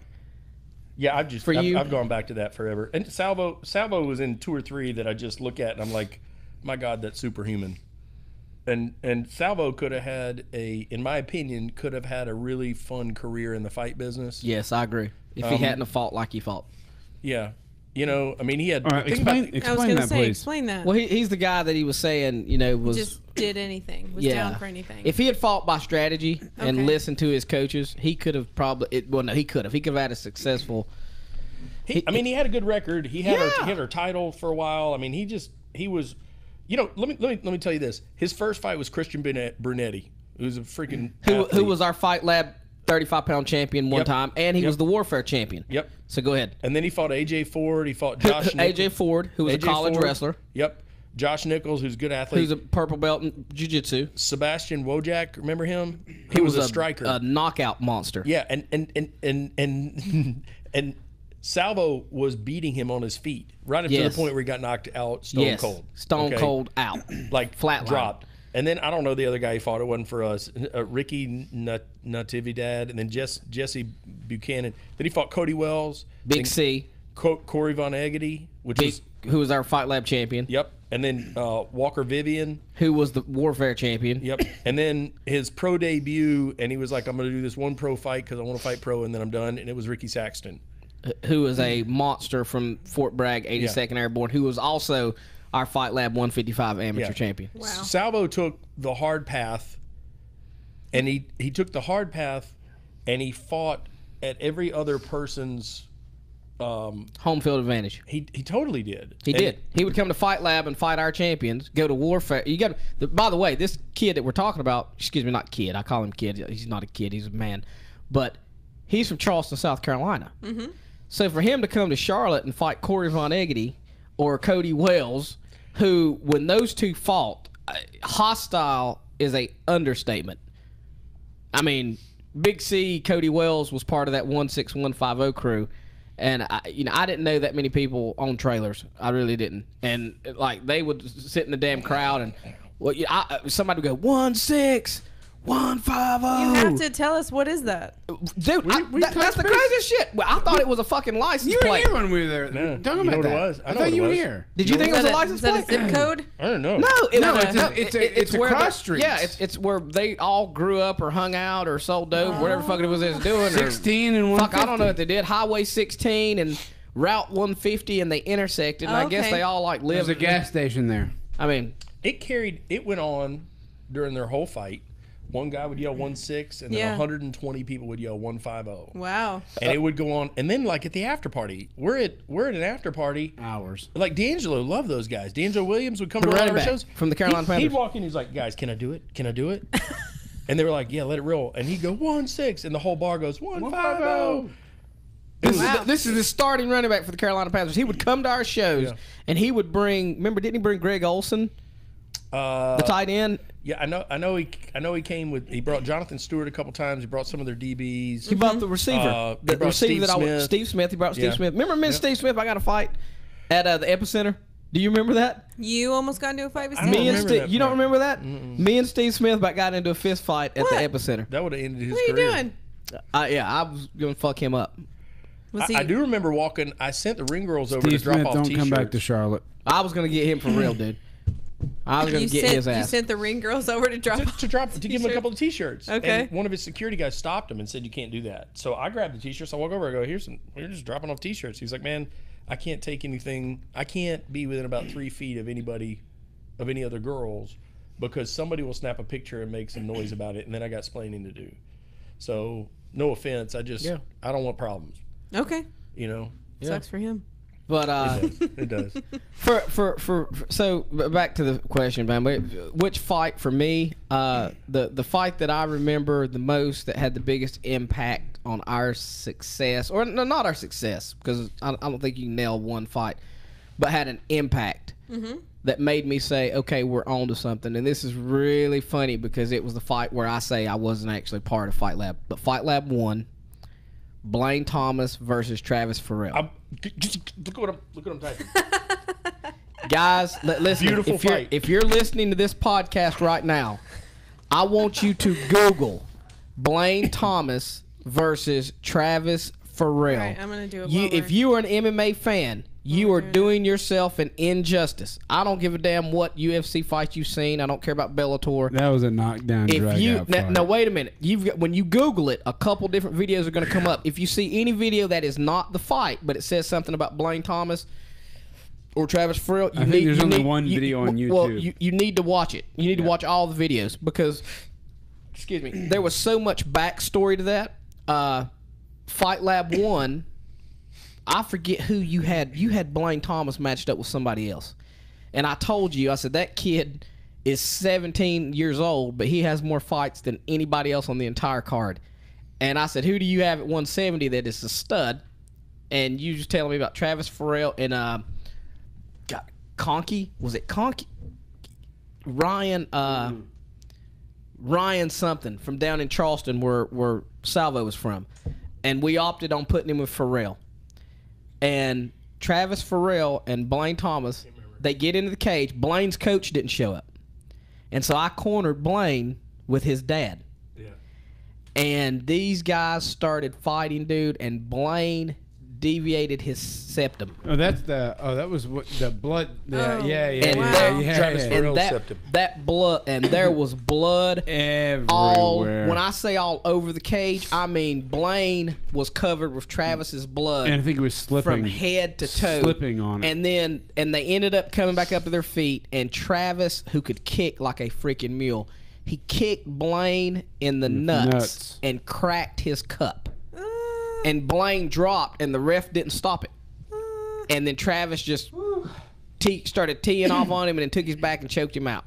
Well, that was it. and then next thing you know, Blaine, you know, we talked later, and Kenny told Blaine's dad, said, "Hey man, you should send him up to Asheville to train with Brett and the Team Husky guys." So he moved from Virginia to Asheville. Do you remember that? And he lived with Johnny Buck, and he trained with us. Okay.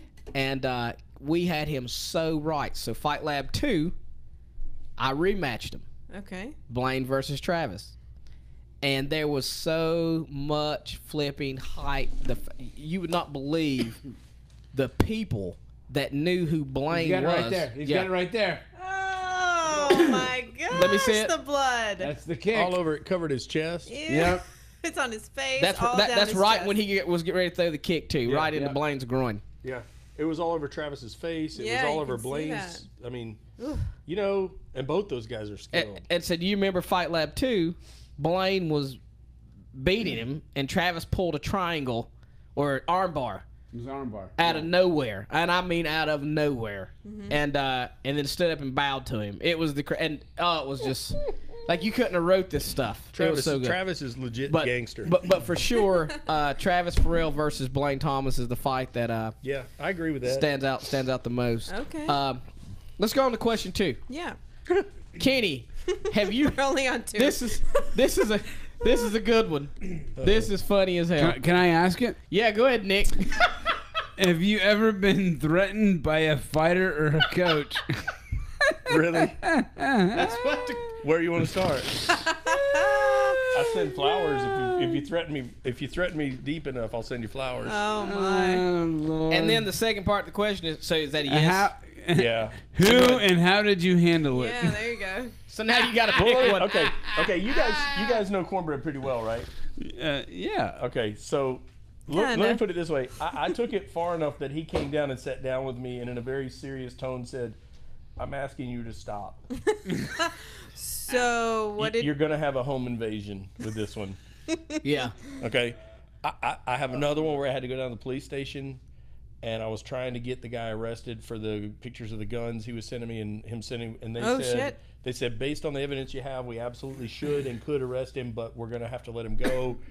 And I said, so what do I do if this kid shows up? They said, you shoot through the door. You have enough evidence to shoot through the door. So this is a true story. These are all true stories, dude. No, True you story. told me this. Yeah. So I wrote it down. I wrote it. I've tried to find it. I can't find it. I wrote down police officer and magistrate with their names have advised me to shoot through the door if this young man shows up on my property in the next couple of days. And I held it. Do you remember that young man's name? And I took a safety. Yeah, I don't want to cause any problems. Shane Crenshaw. So yeah, it was Crenshaw. Crenshaw had lost his mind. He had lost his mind, and he's like saying, Why? "I'm coming What to get happened? you." Get some of that jerky. You know, it was. Is that what killed me last time? Thank you. You know what? Why? He had signed a fight. He had signed a contract to fight with us. Mm-hmm. He took a fight 1 week before down in Florida. Let me try. We called him and said, "You have already signed a contract with us, and as a result, you signed off saying you will not fight anything between signing your contract and our event." And he goes, "Don't tell me what to do. I'm going down to Florida to get paid and fight." You don't tell me how to And I was live like, my life. "Hey, here's how this works. You will be suspended for 7 days, win or lose. That means you can't fight for us if you go down there." He's like, "You don't tell me what to do." So this moron, okay, he gets in his car and he doesn't realize until halfway to Florida that he forgot his wallet. He has no money. He runs out of gas on the side of the interstate. He hitchhikes to Florida. Okay, it's a rainstorm. He hitchhikes, and then he misses weight, and he misses weight, and he misses weight. He doesn't get the fight. He's then suspended because he signed a fight contract and didn't fight. And if he had fought, he would have been suspended for 7 days. It's an automatic thing for safety reasons. He wouldn't have fought for us anyway. He ends up, and so we obviously can't have him fight because he's suspended. He ends up having literally lives, like sleeps on the beach, and he's breaking into hotel rooms and boiling crabs in the coffee pot.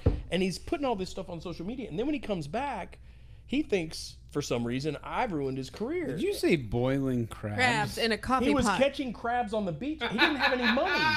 So when he finally, I think the way it worked out was he got somebody to wire some money. So here's the thing. If you go pick up money at where they wire money, you have to show him ID. Well, he doesn't have any ID.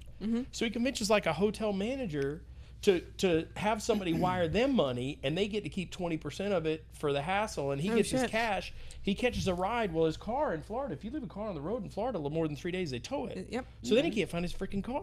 So he finally makes it back to Charlotte, and he has all this anger built up, and he thinks it's my fault, and he wants to threaten me, and he's sending me pictures of a gun and how he's coming for me and my family and all this stuff. So I'm like, okay. So I look at my wife. It's like 10 o'clock at night. I was like, hey, I got to run some errands. She's like, what? So I go down to the police station, file a thing. They say, look, you can shoot him through the door. So, and it dies down. He doesn't come over. And you know, the next time I see him, We're over on Dalton Avenue. I just gotten done training. I'm in my car, and I'm about to back up, and I look in my rearview mirror, and Crenshaw's standing behind my car. And I was like, today's the day. well, it's kind of, I was like, all right, it's on. Reverse. So I put my phone down. No, I put my phone down. I get out, and I look at him. I'm like, what's up, Crenshaw? He goes, hey, man, I was in a really bad way, and I'm sorry. I just want to apologize. I shouldn't have acted like that. And I'm trying to lead a clean life. And I mean, he's a good guy. He was in a bad spot. He did some dumb things. And I'm sure looking back. We all do that. Well, yeah. Now, another one was those boys over at Team Rock in Charlotte. My God. They want. I'll tell you this. Here's what they do. They show up on time. They show up on weight. They're gritty. They're skilled, and they fight hard. Okay. But they don't have any friends. Okay, they don't pre-sell tickets. I don't know if it's directed by their coach or if they're just if just nobody wants to buy anything from them. But they do everything except the part where they help us sell tickets, and they just don't care. They don't do it, and they think that we don't pay a whole lot for pro fights. Well, we pay as much as we can, but So and we would pay off what you sold. Yeah. Fuck, if you sell 2 tickets, you get $250 and $250. Yeah. So is there a difference between the amount of tickets that you sold between a pro and the amount of tickets that you brought in between an amateur? Yeah. If you're an amateur and you're consistently selling 100 tickets, we might start you at $400 or $500. Okay. Show and win. Yeah. Yeah. Show and win. Yeah. If And then you're- escalate. Okay. Yeah. Okay. If you're a pro that sells, if you're an amateur that sells 8 or 10 tickets and then you start off fighting, you're going to get $250 and $250. It's nothing more. It's just it's economics. And why would you get paid more? If you sell 8 tickets, No, that's the one thing I never This is knew spicy. is how you I'm out of guys. wine. it's good stuff. You out of wine? Spicy. Yeah, it's spicy. Do you need the nectar of the gods He or did this shit something on way purpose. better? Freaking evil. Did you? Let me get my main man a beer. Let me get me a beer. So There so you let me throw this. You know what? Actually, I'll take a water. I got. Anyways, no, I'll take a beer. You got I'll take a beer. wine. I'll take a beer. Yeah, you got me. All right. The bottle's empty. No, So no, no. so here's what's going on with Team Rock. I don't remember exactly where it started, but somebody's on there. Wait a minute. Somebody's pissed about you don't pay and you're cheap and this and that. Okay, and I send somebody's upset from Team Rock, and I don't want to start a beef with Team Rock. I like those guys. We're on good terms. But the fact of the time, this is what, 7 years ago, 6 years ago? Well, first off, you was on good terms with them. Remember, they hated me. Remember, I made what started it was I What'd made you the. say? What'd you do? Well, Kenny What's the thought back- Kenny thought it would be a good idea at some point in Fight Lab lore for me to start doing prediction videos.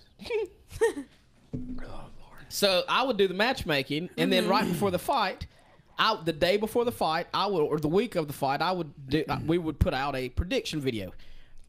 Brett's predictions, and everybody would be so excited to hear what I was going to say. Well, Team Rock had like 5 guys on the card. Yeah. And they probably cumulatively sold like 12 tickets. yeah, and so I remember, I'll never forget it. It was at the Epicenter. It was the one that got canceled before the main event Okay. because of the electrical storm. Mm-hmm. They had Chris Smith versus Cody Wells. Yeah. They had 2 or 3 rookies, and they had Mike Alford versus Brandon Beach. Okay. I thought that was Coyote Ugly. What? Cody Joe's. Coyote Joe's. I'm sorry. We're in Nashville now. You thought right? what was Cody Jones? That fight. That was it. Which fight? That The one was you were it. just saying. No, That was Epicenter. Okay. it was Epicenter. We're in Nashville now. All of a sudden, So- standing on a bar My bad. looking at ladies. Yeah. So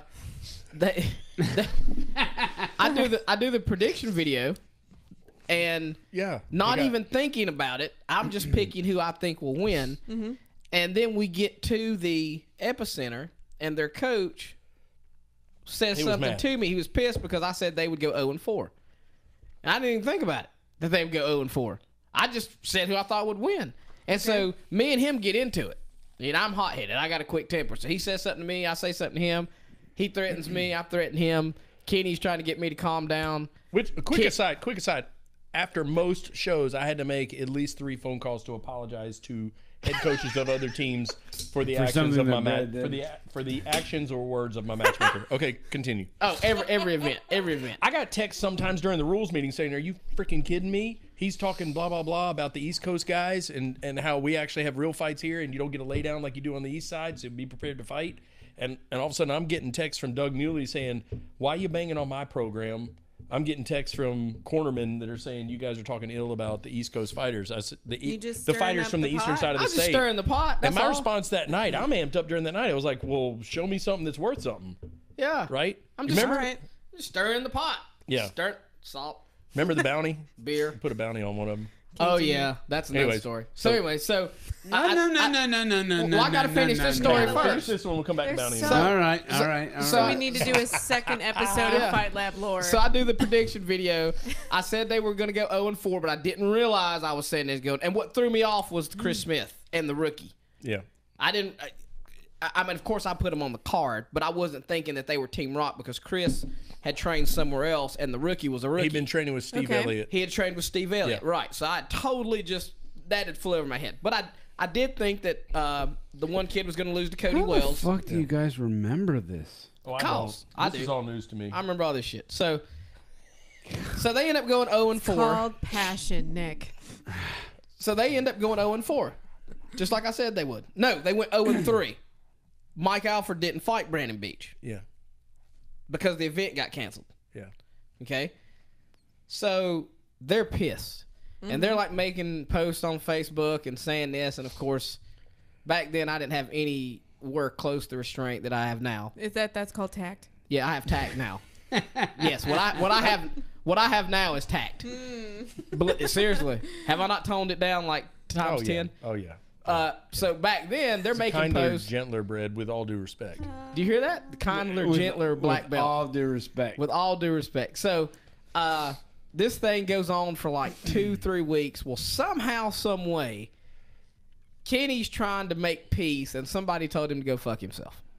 So then it stopped. So then Kenny decided. Do you want to say who that person was? Okay. No, because I don't know. I don't remember who that was. You're terrible. No, because I'm stirring the pot. Well, I don't remember who that was, but I do remember this. Next damn thing I know. Tell them what you did. They started going in there saying serious. we were cheap. Okay. And we didn't pay fighters what they were worth, and we didn't do this and this. And so I they're go hitting in, you right where it hurts. Yeah, so I'm sitting there going, you know what? I'm doing the best I can. Yeah. We're actually the only ones in business that have done more than 3 or 4 shows. There you go. And so I'm like, so I send them hey, look.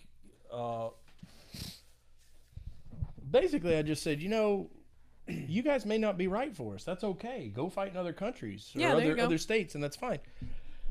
And then somebody goes in there and makes a personal jab, and I sent them a private note. I said, okay, so now it's on. And here's the thing. I want you to understand something. I'm in my 40s. I'm not interested in a real fight. But when we're on the keyboard, I'm not a great arguer in person, but I am better than anybody in the Southeast on a keyboard. Okay. Okay, I am the ultimate keyboard warrior. Okay. He told him this too. Okay. And I said, it's gonna get ugly.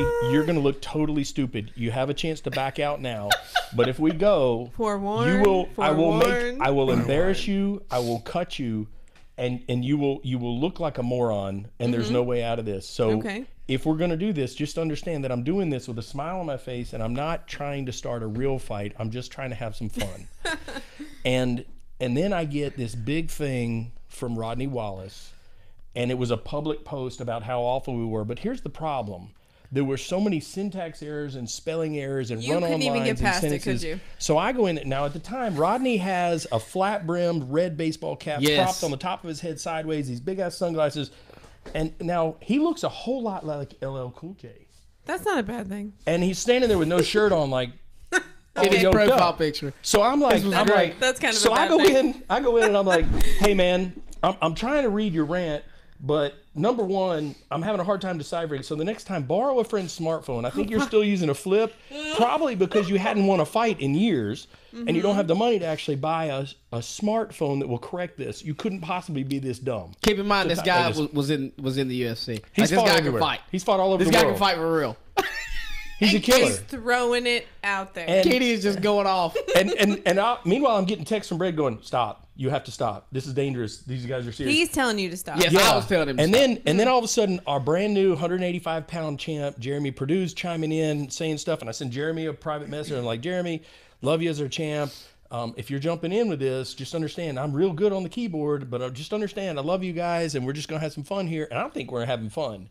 Next thing I know, I walk in the office the next day and Brad goes, they're going to do a home invasion and kill you guys. You understand this? And I'm like, come on, man. And he's like, you have to stop. So it goes on and on. It gets really ugly. We go back and forth. And keep in mind, I live in Asheville. So I'm concerned because like me and my minions. Because you can't be there. You're 3 hours away. Yeah, me and Adbad and Johnny Buck and the Brick and Matt Tran and Blaine Thomas.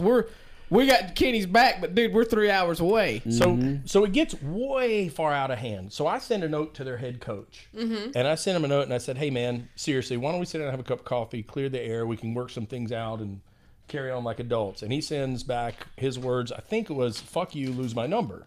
Yes. So I sent back, "Hey man, I'm just gonna be a little broken up if we can't be friends."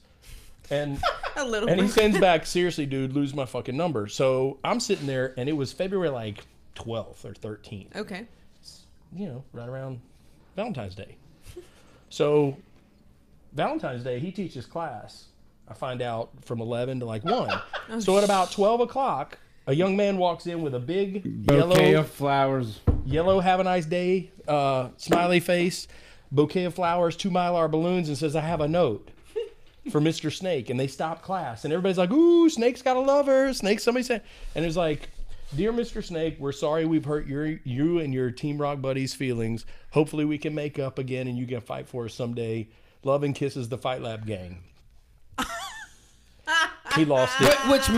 Which means You're deciphered. The Fight Lab gang means Kenny and Brad. Yes. Yeah. Oh God. So You rolled into that. okay, I want to say it was within like 2 days, and I can't remember who did it, but I got a note he took him home to his saying, wife and said, "Hey, I got you some flowers." I got a note that said something about my kids in the front yard of my house. Ooh. And so I sent a note to each one of them. I said, "Hey, look," I said, Take the kids out. "I told each one of you guys I was just having some fun. I actually paid good money to have flowers brought over, thinking it'd be funny. Obviously, this is a little more serious for you guys. This is over. If I catch you on my property," I said, "I'm shooting first. Don't come near my house. Don't involve my family. Don't threaten. Don't hang out in front of my house. Exactly. This is not appropriate. We're just promoting fights, having some fun." Now, in defense And I don't remember who it of was. everyone that was mentioned, those guys, even though they are tough guys, they are, Rodney fought in the UFC, Jeremy Perdue's our middleweight champion. And we've all since made up and on great terms. Snake is a very good jiu-jitsu black belt and a just ridiculously good MMA coach.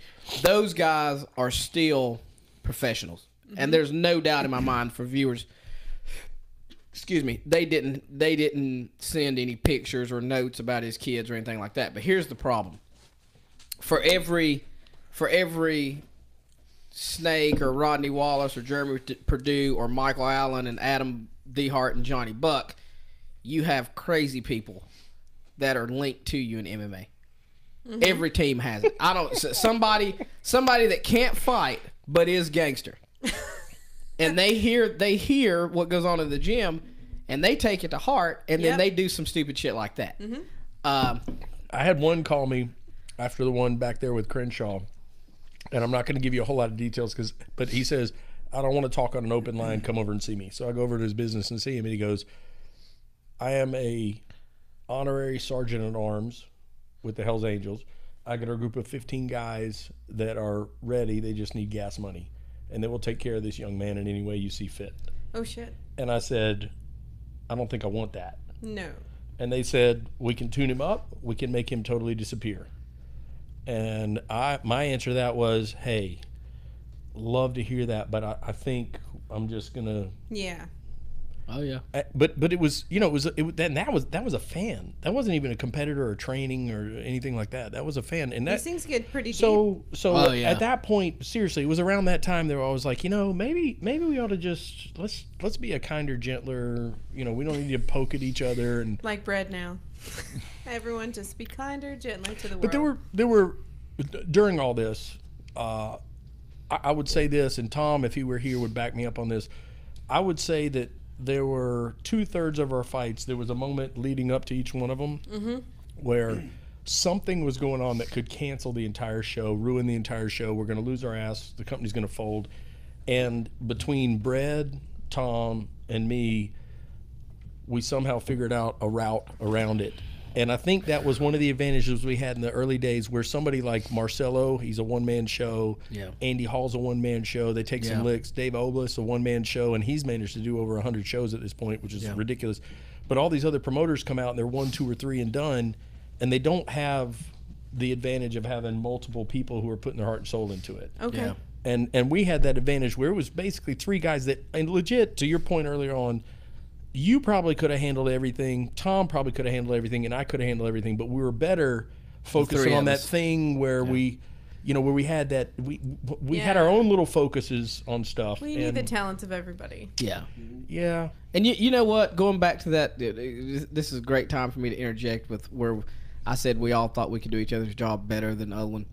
I used to always the one part about Kenny and Tom that used to drive me up the wall were the ring girls.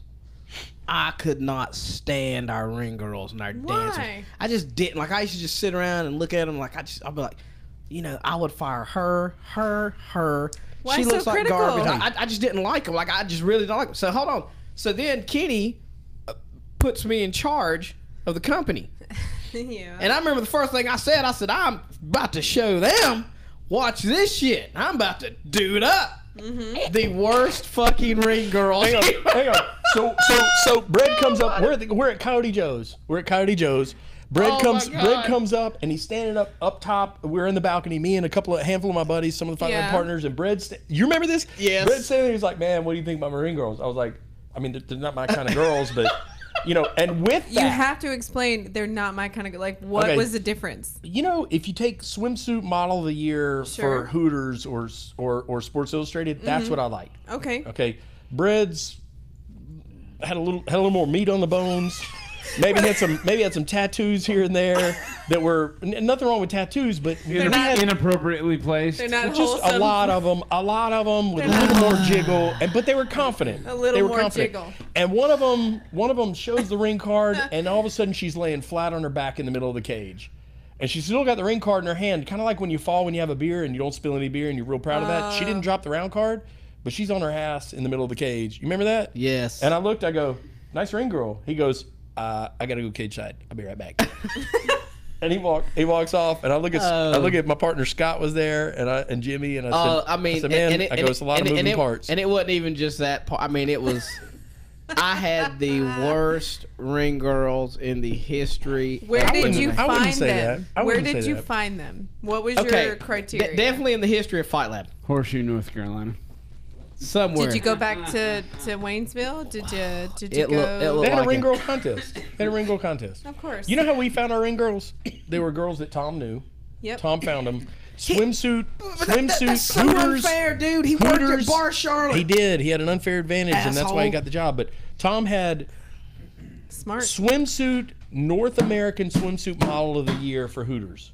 Okay? Mm-hmm. And then swimsuit U.S. model, swimsuit model of the year for Hooters. And they were drop dead gorgeous and confident. And you know what? Actually, they were Fight Lab.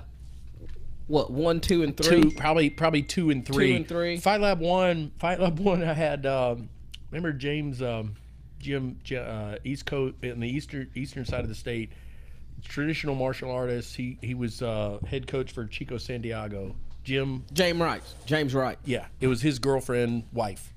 Okay. Was our very first ring girl. Yep. And she had a 10 for a body. Yeah. She was confident, did a great job. But then Tom came in with the second set.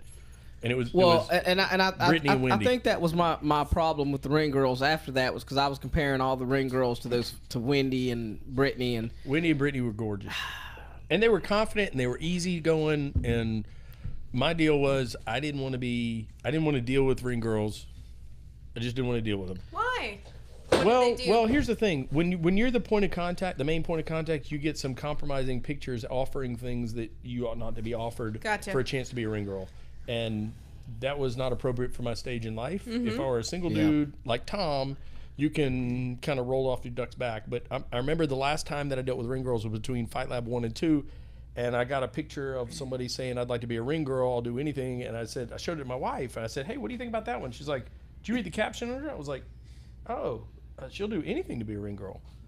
And she goes, "Well, can you find somebody else to do that?" I said, "How about Tom? Single, works at Bar Charlotte. Yep. I'll let him. And I called Tom. He goes, man, I'll take care of it. Don't worry about it. Do you remember when you sent me home with that damn like disc? a school teacher? With that damn video, that Fight Lab highlight video of the fight at the Epicenter? I don't remember what you're talking about. So, real quick story. We're at Fight. I want to say it's Fight Lab 9. We're at the Epicenter, and I was with my girlfriend. She was there, and she was wasted. And there was these two girls that had tried to talk to me earlier on. Oh goodness! And talk to you in what way? Try to talk to me. Talk to me. And so they're sitting in the crowd. It's your own damn fault because you were working the microphone. And I'm sitting. I'm in the cage on the microphone. And these two girls are sitting in the crowd, and I start walking towards the cage and getting up into the cage, and they start hooting and hollering and carrying on. And my girlfriend is over there giving me these dirty looks. And so I get out of the cage after I introduce the fight, and she comes up to me. She says, "Who the hell is that?" And I said, "I don't know." Now, of course, I knew who they were, but I wasn't going to say anything. So about 3 days later, I'm in Charlotte, and Kenny goes, "Man." And I remember Kenny knew that night that my girlfriend was pissed off about the two girls. So about 3-4 days later, it might have been a week or so, Kenny says, "Hey, man, you got to watch this video." And I forget who did it. He goes, "They made this highlight reel." He goes, "You got to watch this when you get home." And I said, "All right." He goes, "No, don't watch it till you get home." I said, "All right." So I take the video, put it in my little backpack, go home, walk in. Girlfriend's already pissed, but I've been gone for 4 days. All right. Sit down. She starts talking to me about these girls again. And I'm like, "I don't know the girls." It's heavy. I pop this highlight reel in, and it starts playing. It's got this cool music, and she's going. She's still sitting there, just blah blah blah blah blah blah blah blah blah. But the video's still playing. I'm sitting there watching the video, like I'm like, yeah, right, whatever. And I'm like, I don't know what girls you're talking about. And at the very last shot of the video, there's these two girls in this seductive look, slowed down to like milliseconds, in the Texas tongue lock. And then they look at the camera of this big seductive look. What is the Texas tongue lock? The Texas tongue lock, okay?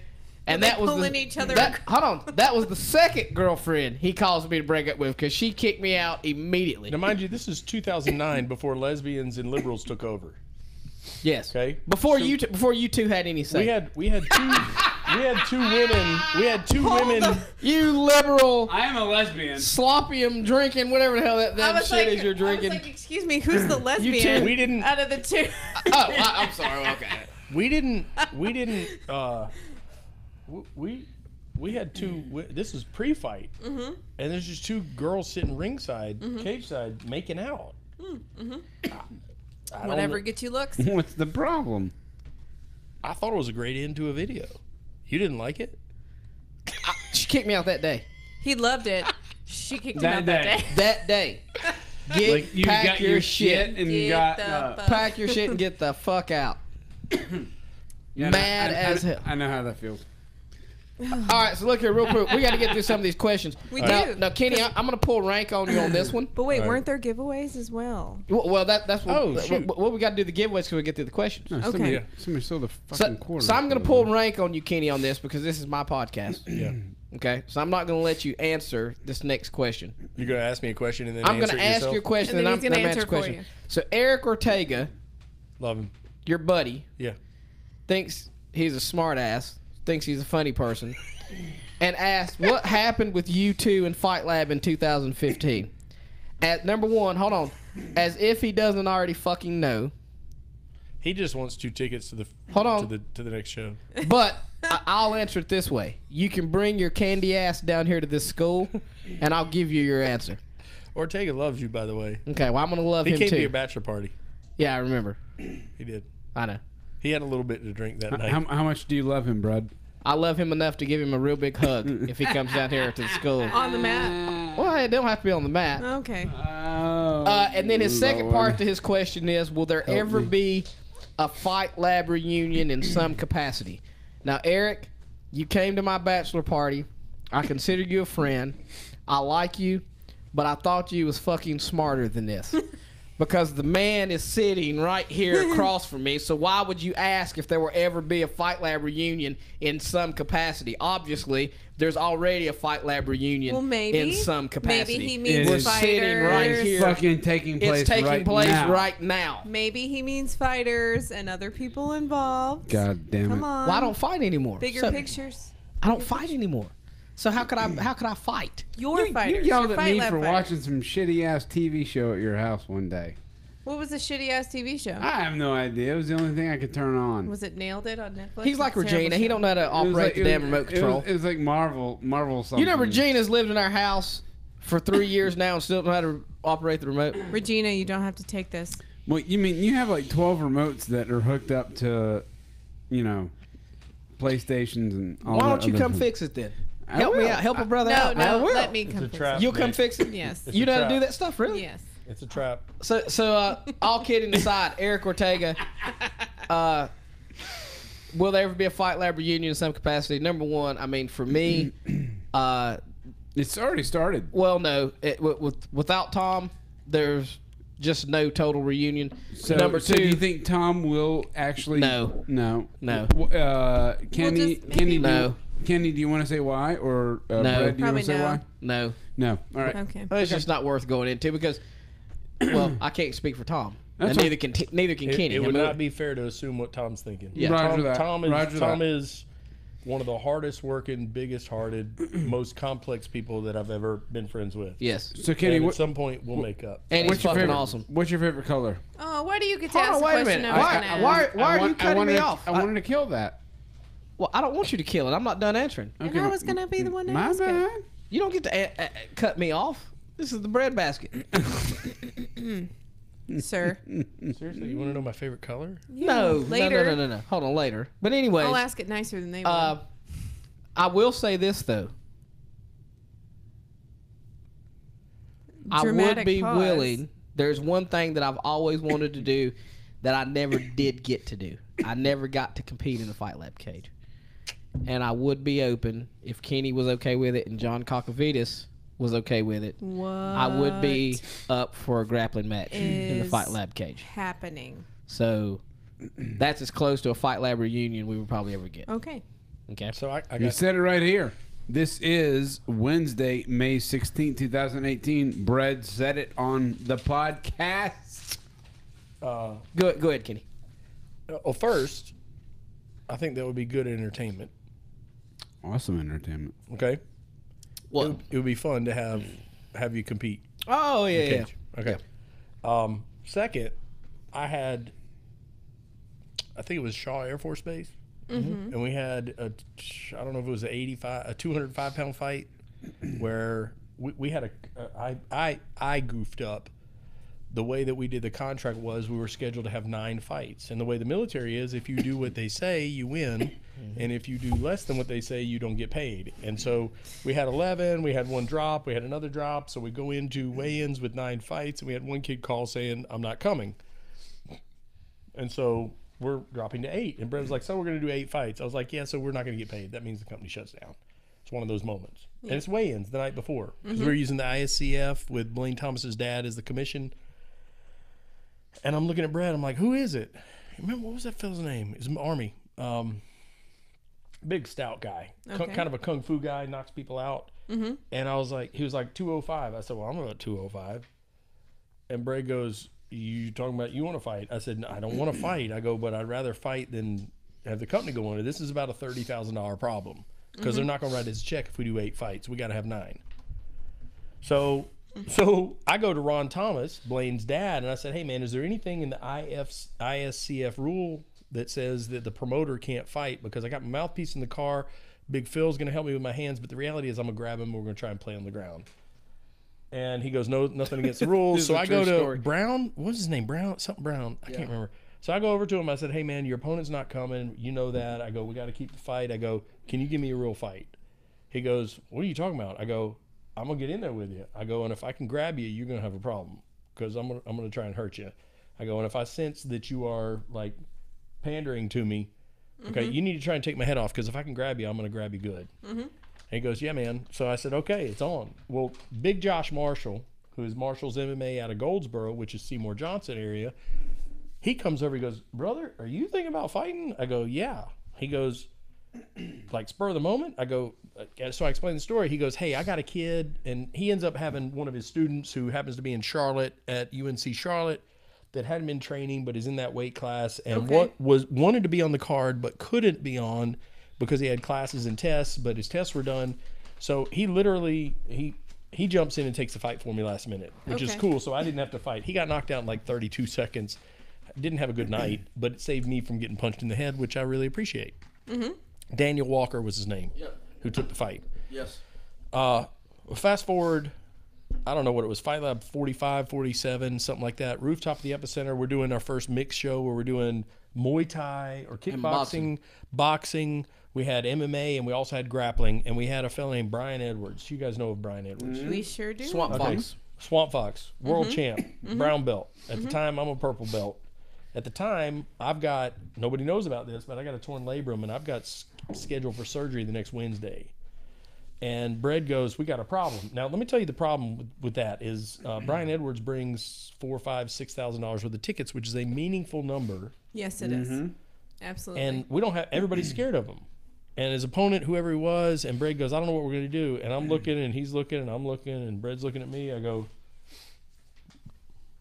okay. How about me? And Brad goes, bro, you hadn't been training. I go, yeah, but I don't know. I mean, it feels okay. So what did I get on the mat? Like 3 times? And most of the time we talked about what my walkout was going to be about. You know, was I going to walk out like the WWE owner or something?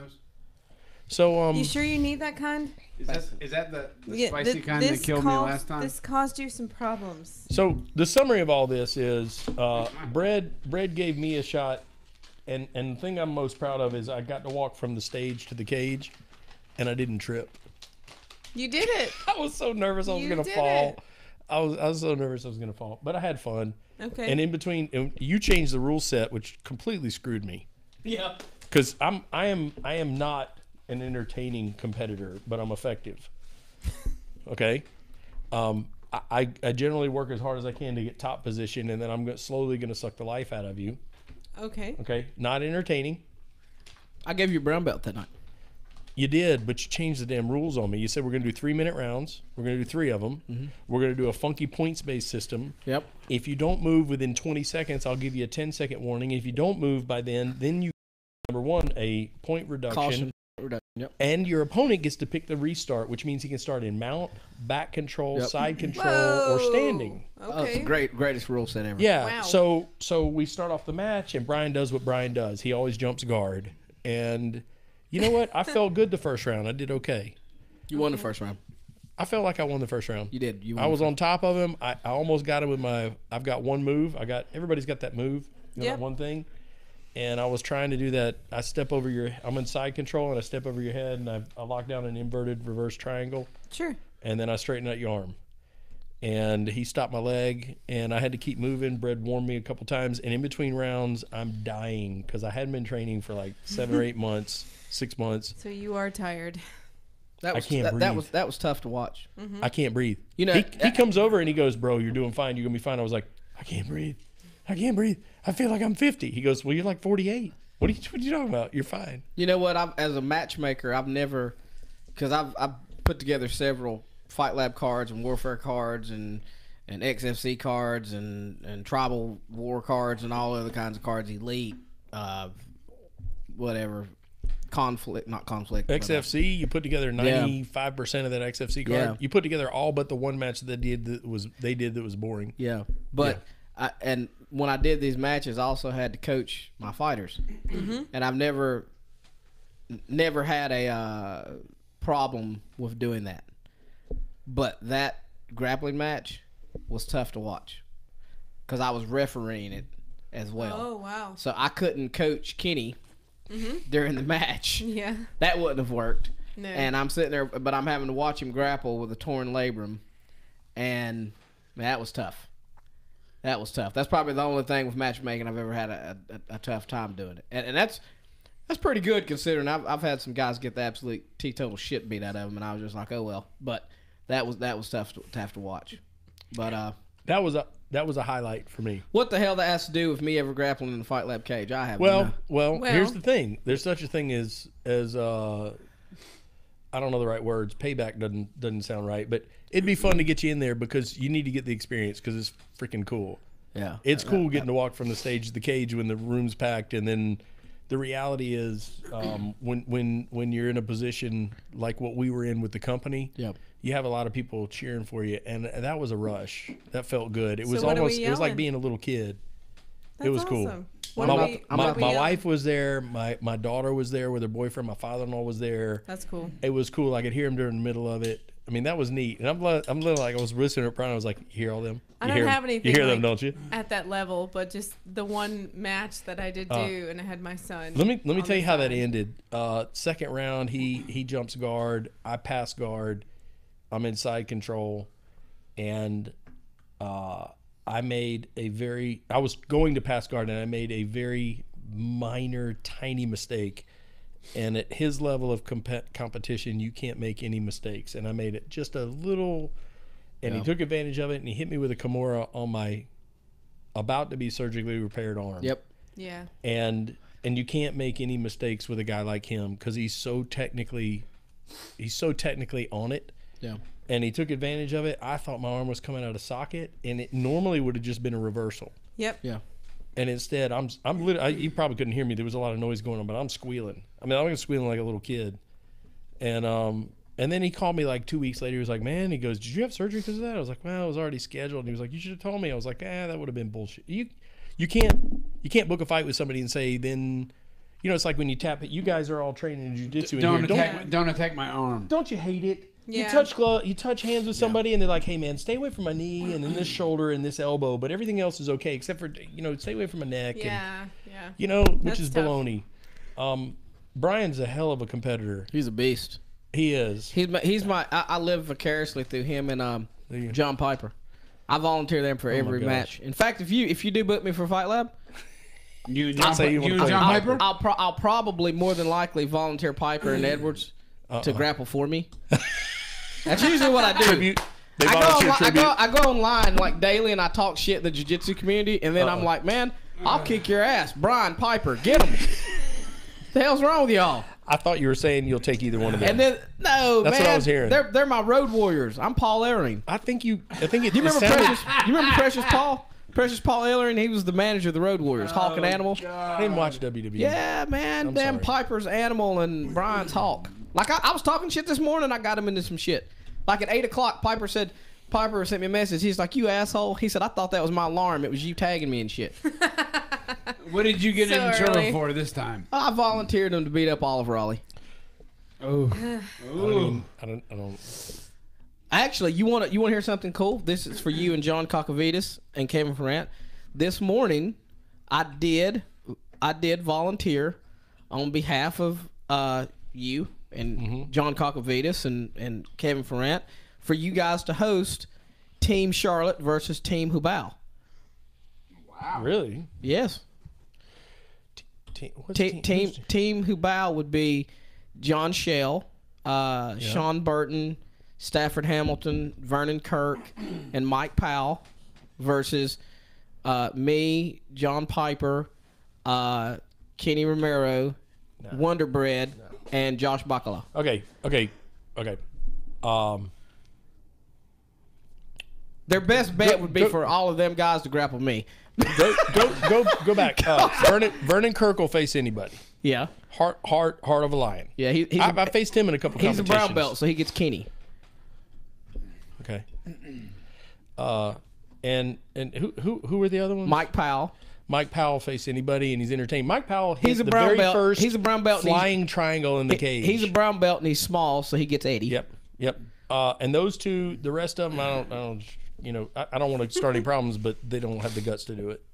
Well, I'm just telling you. I'd love to see him do it, but I don't see him jumping in. Look, man, I'm just telling you what I volunteered. So can we set this up for Fight Lab 59? He ain't the matchmaker, but I do have good news. We have the matchmaker on here next week. You got Ferrant? Ferrant's on here next week. Let me tell you something about Ferrant. What? Okay, he brought a huge crowd He brought a huge crowd. He was cool as a cucumber. Do you remember my nickname? Which goes with our Master next of cool. question. The Master of The Cool. Master of Cool. You know, right. I will say this: there were a few guys in the Fight Lab folklore that did it all encompassing, did it beautifully. Keith Richardson, fought hard, fought anybody. I got to rat on him here in a second. Always brought a crowd, always handled their business, showed up on time, on weight, and then fought hard, win or lose, never made excuses. Kevin Frant did the same thing. There's a handful of others, but those two come to mind. Let me tell you something about Keith Richardson. We had got to co-promote a fight with whoever it was this past summer. It was going to be on national TV. LFA. Yeah, LFA. Yes. And Tony Gravely is supposed to fight somebody who backs out on Monday fight week. Yep. Okay? Says, can't do it, I'm injured. Mm-hmm. Now, You see me over tapping my thumb. LFA Now he's making needs, me mad. LFA needs so many televisable There's a lot of pro text fights. tonight. Okay? So it's like Tuesday afternoon, and I call Keith Richardson, and I said, hey, Keith. I go, you got a second? He goes, yeah, man. I'm just sitting on the toilet. I go, okay. Well, Let's have this conversation right now. I didn't ask what you're doing. I was just asking if you had a minute. He goes, no, I'm just sitting here. What you need? You need a fighter for Tony Gravely? I go, He's a Marine. 3 tours in he goes, Iraq. you know what he tells me? That's why he's telling you He sit goes, on the toilet. he goes, brother, let me tell you something. He goes, number one, I have to check with Brad because I promised him I wouldn't take any fights unless he gives me the okay because he still helped me with management. He goes, but Okay. number two, I'm in. He'll agree to it. He goes, I'm tired. I think his exact words, and I'm gonna quote him. This isn't my language, but he goes, I'm tired of these motherfuckers saying they're battle ready and then they want everything to be perfect. He goes, I'm sitting on the crapper. I hadn't been cutting weight. I will be there on weight for weigh-ins, and I will fight this man, Okay. and I'm good to go. I said, we got 3 days. He goes, I'm good. Mm-hmm. Let me talk to Brad just to confirm it. He'll do whatever I ask, especially for a televised event. And Keith came in and fought his ass off and had a tough loss on 3 days' notice. Now, that brings up Tony Gravely has agreed to a rematch with Keith for our June fight card, and that's going to be our main event. And we didn't get to announce that until today, and I don't think it's actually officially been announced until right now. All right. But Tony Gravely, Can you say that one more Say time? that again. Tony Gravely is a world beater. The big dog. Yeah. I gave him that nickname, by the way, too. Keith Richardson is a world beater. Okay, Keith took a fight with Tony on 3 days' notice on national TV. Okay, Ed Soares, the kind of the head of their program, comes up afterwards and goes over to Keith and says, "You saved the day. They were going to cancel the TV deal if we couldn't put one more good pro fight on." And with this one kid dropping off, we were going to lose that fight, and this fight night was going to be canceled as far as televised. You saved the day. We owe you one. Now, they still hadn't paid him back on that owe you one, but Tony's agreed to fight Keith on a rematch, and he has no business doing it. If you look at it it's a risky fight for him. He's trying to make it to bigger and better things, and he's agreed to fight a guy who's a very dangerous opponent when it would be totally within his right to say, no thanks, been there, won that, and I'm done. Yeah. But he's agreed to do it. Yeah. And Tony's a throwback, tough, gritty guy, and I love it. Tony is dangerous. Tony's dangerous. And he's one of my favorite fighters. And Yep. So, do you think between those two, is it going to be Keith or Tony, and why? Who's going to win it? Yep. Jesus. The fans are going to win. I was like, predictions already. Well, I mean huh? that's for damn sure. The fans are going to win. You know what? but- You know what? I'll tell you what you can't do. You cannot bet against Tony Gravely. He's won so many fights, and it's such a dominant fashion on people that you look at and go, man, he can't win that one. And then Keith's done similar. I mean, they're both. I don't know. I can't pick it. That's a coin toss. Well, I mean, you can't ask me because I've managed Keith's whole career and But you know that been deep involved and I put most of probably at least 50 to 60% of Tony's fights together, whether it's Fight Lab or my promotion or whatever. But obviously, I'm going to say Keith. I never bet against Keith. I always go against Keith. You know that's Keith has been with me since day one of me saying I was going to start managing people. Okay. And why, I have no damn idea. Because when he first came with me, I didn't really know him. He didn't know me. He just knew that I did the matchmaking for Fight Lab. I talked a whole lot of shit and seemed to know somewhat of what I was talking about, or I did a very good job of faking it. And to be honest with you, back then I was faking it. I didn't know what the fuck I was doing. But you were super confident. I was super confident. I did a damn good job of selling it. And you know, my thing was simple. I'm just going to ask for everything and expect everything in return. And we didn't get it, I just said no. But Keith is a phenomenal athlete. He's a great fucking person, you know. And he's a military vet that paid the price, and he puts it out there. You know, he's a little boneheaded. When he called me about the LFA fight, I wanted to say no, but at the same time, there was two things that stuck out in my mind. Number one, he wants to do it. And one thing about Keith that I've always went against the grain on, opposed to the other people I managed, is I try not to tell him no with fights. Mm-hmm. Because he fights for other reasons than just for fame or to get into the UFC, and I don't completely understand those reasons, but I know that for him it does more than just a rush to get in the cage. And then number two, the other reason I said yes, well, because I figured somewhere down the line, somehow, some way, whether it was for all the marbles or not, we might see Mr. Gravely again when Keith had time to prepare. So I just wanted to see what would happen, what Keith could do on 3 days' notice. And if Keith could do what he did on 3 days' notice, yeah. What can he do in 6 months' notice? I think the big dog is in trouble, especially since he's coming off of a loss. So hopefully things work out like I think it will, and hopefully I look for Keith to walk out there with his hand raised. You know what Keith is? For the XFC fight, I was sitting next to the then president of the XFC, John Prisco, when Keith was getting introduced for his fight, and he was fighting one of their guys.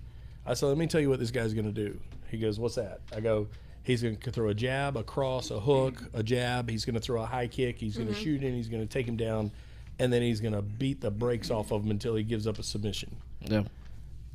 And they walk out, and I go, jab. And I'm literally calling it. I'm jab, cross, hook, another jab, shoots in, high kick, shoots in. And Prisco looks at me and goes, the hell? It's like you're playing a video game. I was like, nope. He's going to do what he's going to do. He's fight. He is what I call. Stop it. Prisco looks at me. He goes, "You know him." I go, "He's fight porn." He goes, "What do you mean?" I go. He Curtis Cloward's another one. Yeah. Okay. They come. And Curtis, Jason they don't Salvo. come in tougher than Curtis. Nope. No. And same thing with Jason Salvo. And I keep going back to Salvo, but those guys are. You know what they do? They cause people that are sitting in the audience to go, "Man, I wish I could do that." Yeah. Because there's people that watch porn and like, man, I wish I could do that. You know, Which is like the worst. But It's the worst That's how thing we for your started. brain. That's how we started the conversation. we're sitting there in the audience on the edge of our seat going, man, I know. There's something in me that can You know, do that. they're literally taking a sip of their Bud Light going, man, I could do that. Absolutely. And they make you believe. Yep. They make you believe that with just a little bit of. You could be that superhuman. If I went out for a couple of runs a week, man, I could throw a jab across a hook. I'd shoot in. I'd take him down. I could cross his guard. I could do this and then. You know what? We can't do it. There's only a few people that can do it. And then you got those like that Keith, who take it on short notice. Yeah. And they're the guys that you just look at and you're like, you know what? When they said, I'll come back with my shielder on it, and that's him. Hey, but wait a minute. And you just love them. Wait a minute. Speaking of that shield, speaking of those guys, Sparta. I gotta bring up one of the 300 because that goes in our next question. All right. Our next to last question. Well, first I'll ask the last question. When This is is Kenny fun. Letts coming out of retirement? Brian Edwards wants to know. Okay, I've got one more consultation to do on stem cell. If I get my shoulder fixed and my knee fixed, I'm gonna see if my body will hold up. I want another. I would enjoy getting on the mat with him again. Awesome. He is such a good competitor and he wins everywhere. And I feel like and I don't want this to come across as disrespectful, I think my game's a bad match for him. Yeah. I think what I do is not good for him. And I think if I have a gas tank, I don't think I can have my way with him, because if you make one little mistake, you got a problem. But, I think Well, let me back up. Okay. I have not ever gone into any and I had like 97 grappling matches since I turned 40. Okay. I never went into any of them thinking I was going to do anything other than dominate. And that's like Dominic Bell. I met him in 3 different tournament finals in the absolute division. I'm in my mid-40s. He's what, mid-20s? Oh. Yeah. The guy's a freaking rock star. Yeah. And I'm looking at him. He was just here. He was. Doing a Was he seminar. really? Yeah, he just did a seminar What here. a nice guy. Awesome. You Okay. know he's won worlds, purple belt worlds, and he won brown belt Pan Ams this year. Yeah, okay. So let me tell you something. I do the same thing every tournament. I go up to him, I'm like, hey man, I go, I think it's like me and you in the finals. He goes, yeah. And I go, so what's your game? He goes, I don't know. I said, all right, well, I'll see you there. And I'm just trying to buddy up and figure out what's going on. I'm just, I'm like the Labrador puppy, right? And Brad's like, here's the deal. Here's what and you're telling me stuff he's got to do. You got to do this. And I'm like, I got this. And I think he only beat me by like 24 points. Okay? Yeah. I mean, annihilated me. The second tournament we're in the finals, in the absolute finals, and he beat me by like 12 points. So I feel like I'm catching up. Hey. Now in the third finals, we're within like 4 or 5 points. I'm turtled up. He's on my back, and they're like, hey, somebody's hollering like, there's like 20 seconds. And I start laughing, and he literally. Now let me tell you something about when you play with Dom. He's gonna pull guard. He's gonna do some kind of funky inverted sweep. You're gonna end up on your back, and then he's gonna put his knee on your belly. And as nice as I want to say he is a miserable person to grapple with. He sucks the life out of you to the point where you're saying, please submit me. I just need this to be over. Your pride won't let you tap, but it hurts so bad. That's how I feel with him. Okay. When he squeezes your ear. So we're in this third match, and I'm chuckling to myself. And he was like, what are you laughing at? And I kind of leaned my head up. I go, you're not going to submit me this time. And it was like a fucking Muhammad Ali strike comes across my chin, and next thing I know, I'm looking up and somebody's holding my legs up. He hit me with a bow and arrow choke, apparently. At New Breed. He hit me with a bow and arrow choke. Yeah. I was out. I don't know how long. You never know how long you're out. I don't know. I was out 5 seconds, 30 seconds. It didn't matter. He could have killed me. And they're holding my legs, and I'm looking up. I was like, I was down to like 4 or 6 points. And Dom's looking at me. He goes, you shouldn't have started talking, dude. And it couldn't be a nicer, classier guy. And I think he was just toying with me because he knew I wasn't a risk to him. But I personally, this goes back to the deal with Brian and others. I have never gone into any competition where I didn't think I was going to win. Yeah. Okay? But the reality is, if you make one mistake with a guy like Brian, it's over. Oh, yeah. Okay? Mm-hmm. And I've been off the mat so long with injuries, chances are I'm going to make a mistake. So conditioning's got to be on. There's all kinds of stuff going on. And the reality is, realistically, the realistic side of me that I don't like to play with is I'm going to lose again, but I just want I want another shot. I don't even give a shit if it's just me and him by ourselves. Yeah. I really think I can get him. I really think I can get him. No, I mean, look, Brian, I wouldn't have put you in there if I didn't think you'd win in the first place, and you won the first round. So, but but I have to warn you. Technically you're my brown belt. Yeah. But he's my Road Warrior Hawk. So we're gonna have to come to an agreement. He's a multi-time world champ. We're gonna have to come to an agreement on this because I lived through him. I can't have it's a win-lose situation for me. So, what's your favorite cut? No, but the Fight Lab lore, the stories, the fighters, the most electrifying man to ever step in the Fight Lab cage, one of the 300 Spartans. You take this one from me too. I only wanted to ask one question. Go ahead and ask. Kenny, what's your favorite color? What is my favorite color? Yeah. We're so serious. We are. First, who do you think asked that question? I don't know. It's confusing. I just told you he was. I feel confused. I just told you he was a Spartan. He's the most electrifying man to ever step in the Fight Lab cage. He's the biggest. He's the baddest. Adam Dehart. No. I don't know. Who is it? I'm stumped. Okay, so what's your favorite color? I like them all. I like all colors. I don't know. I can't pick. I don't know. Mom says I look good in blue, but that doesn't mean anything. And he's wearing all blue tonight, everybody. Blue? Blue's your favorite color? Mom thinks I look good in blue. Okay, so it's blue, I guess. I can't believe it's blue. I mean, I know what I thought he was going to say. What? This is the only man I ever knew to walk around with full confidence. In pink pants. This motherfucker they would weren't be salmon. pink. If you have pictures of those, I need that so I can put that on the website. Dude, I've got to have them somewhere. I will be wearing, as God is my witness, okay?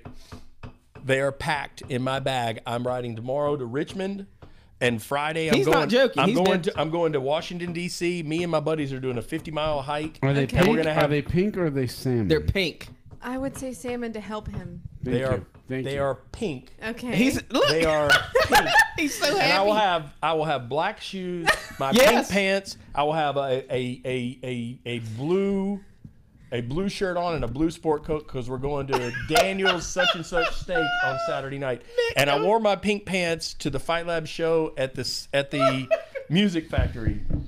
Hey, man, let me tell you something. My friend Rob Lieber, none of y'all know Rob Lieber. Rob Lieber worked at a high-end men's clothing store in high school, and he used to wear a sport coat every now and then in high school. Sure. Doesn't mean I was like, I was like, dude, how do you get away with wearing? And he goes, let me stop you right there. Let me tell you something. He goes, it's not what you wear, it's how you wear it. It's how you wear it, color coordination. Okay, pink pants are cool. I've got bright yellow bird pants. Yes, he does. They're freaking amazing. Of course I've got you green do. pants. I've got red pants. I've got personality fits it. Nantucket red pants.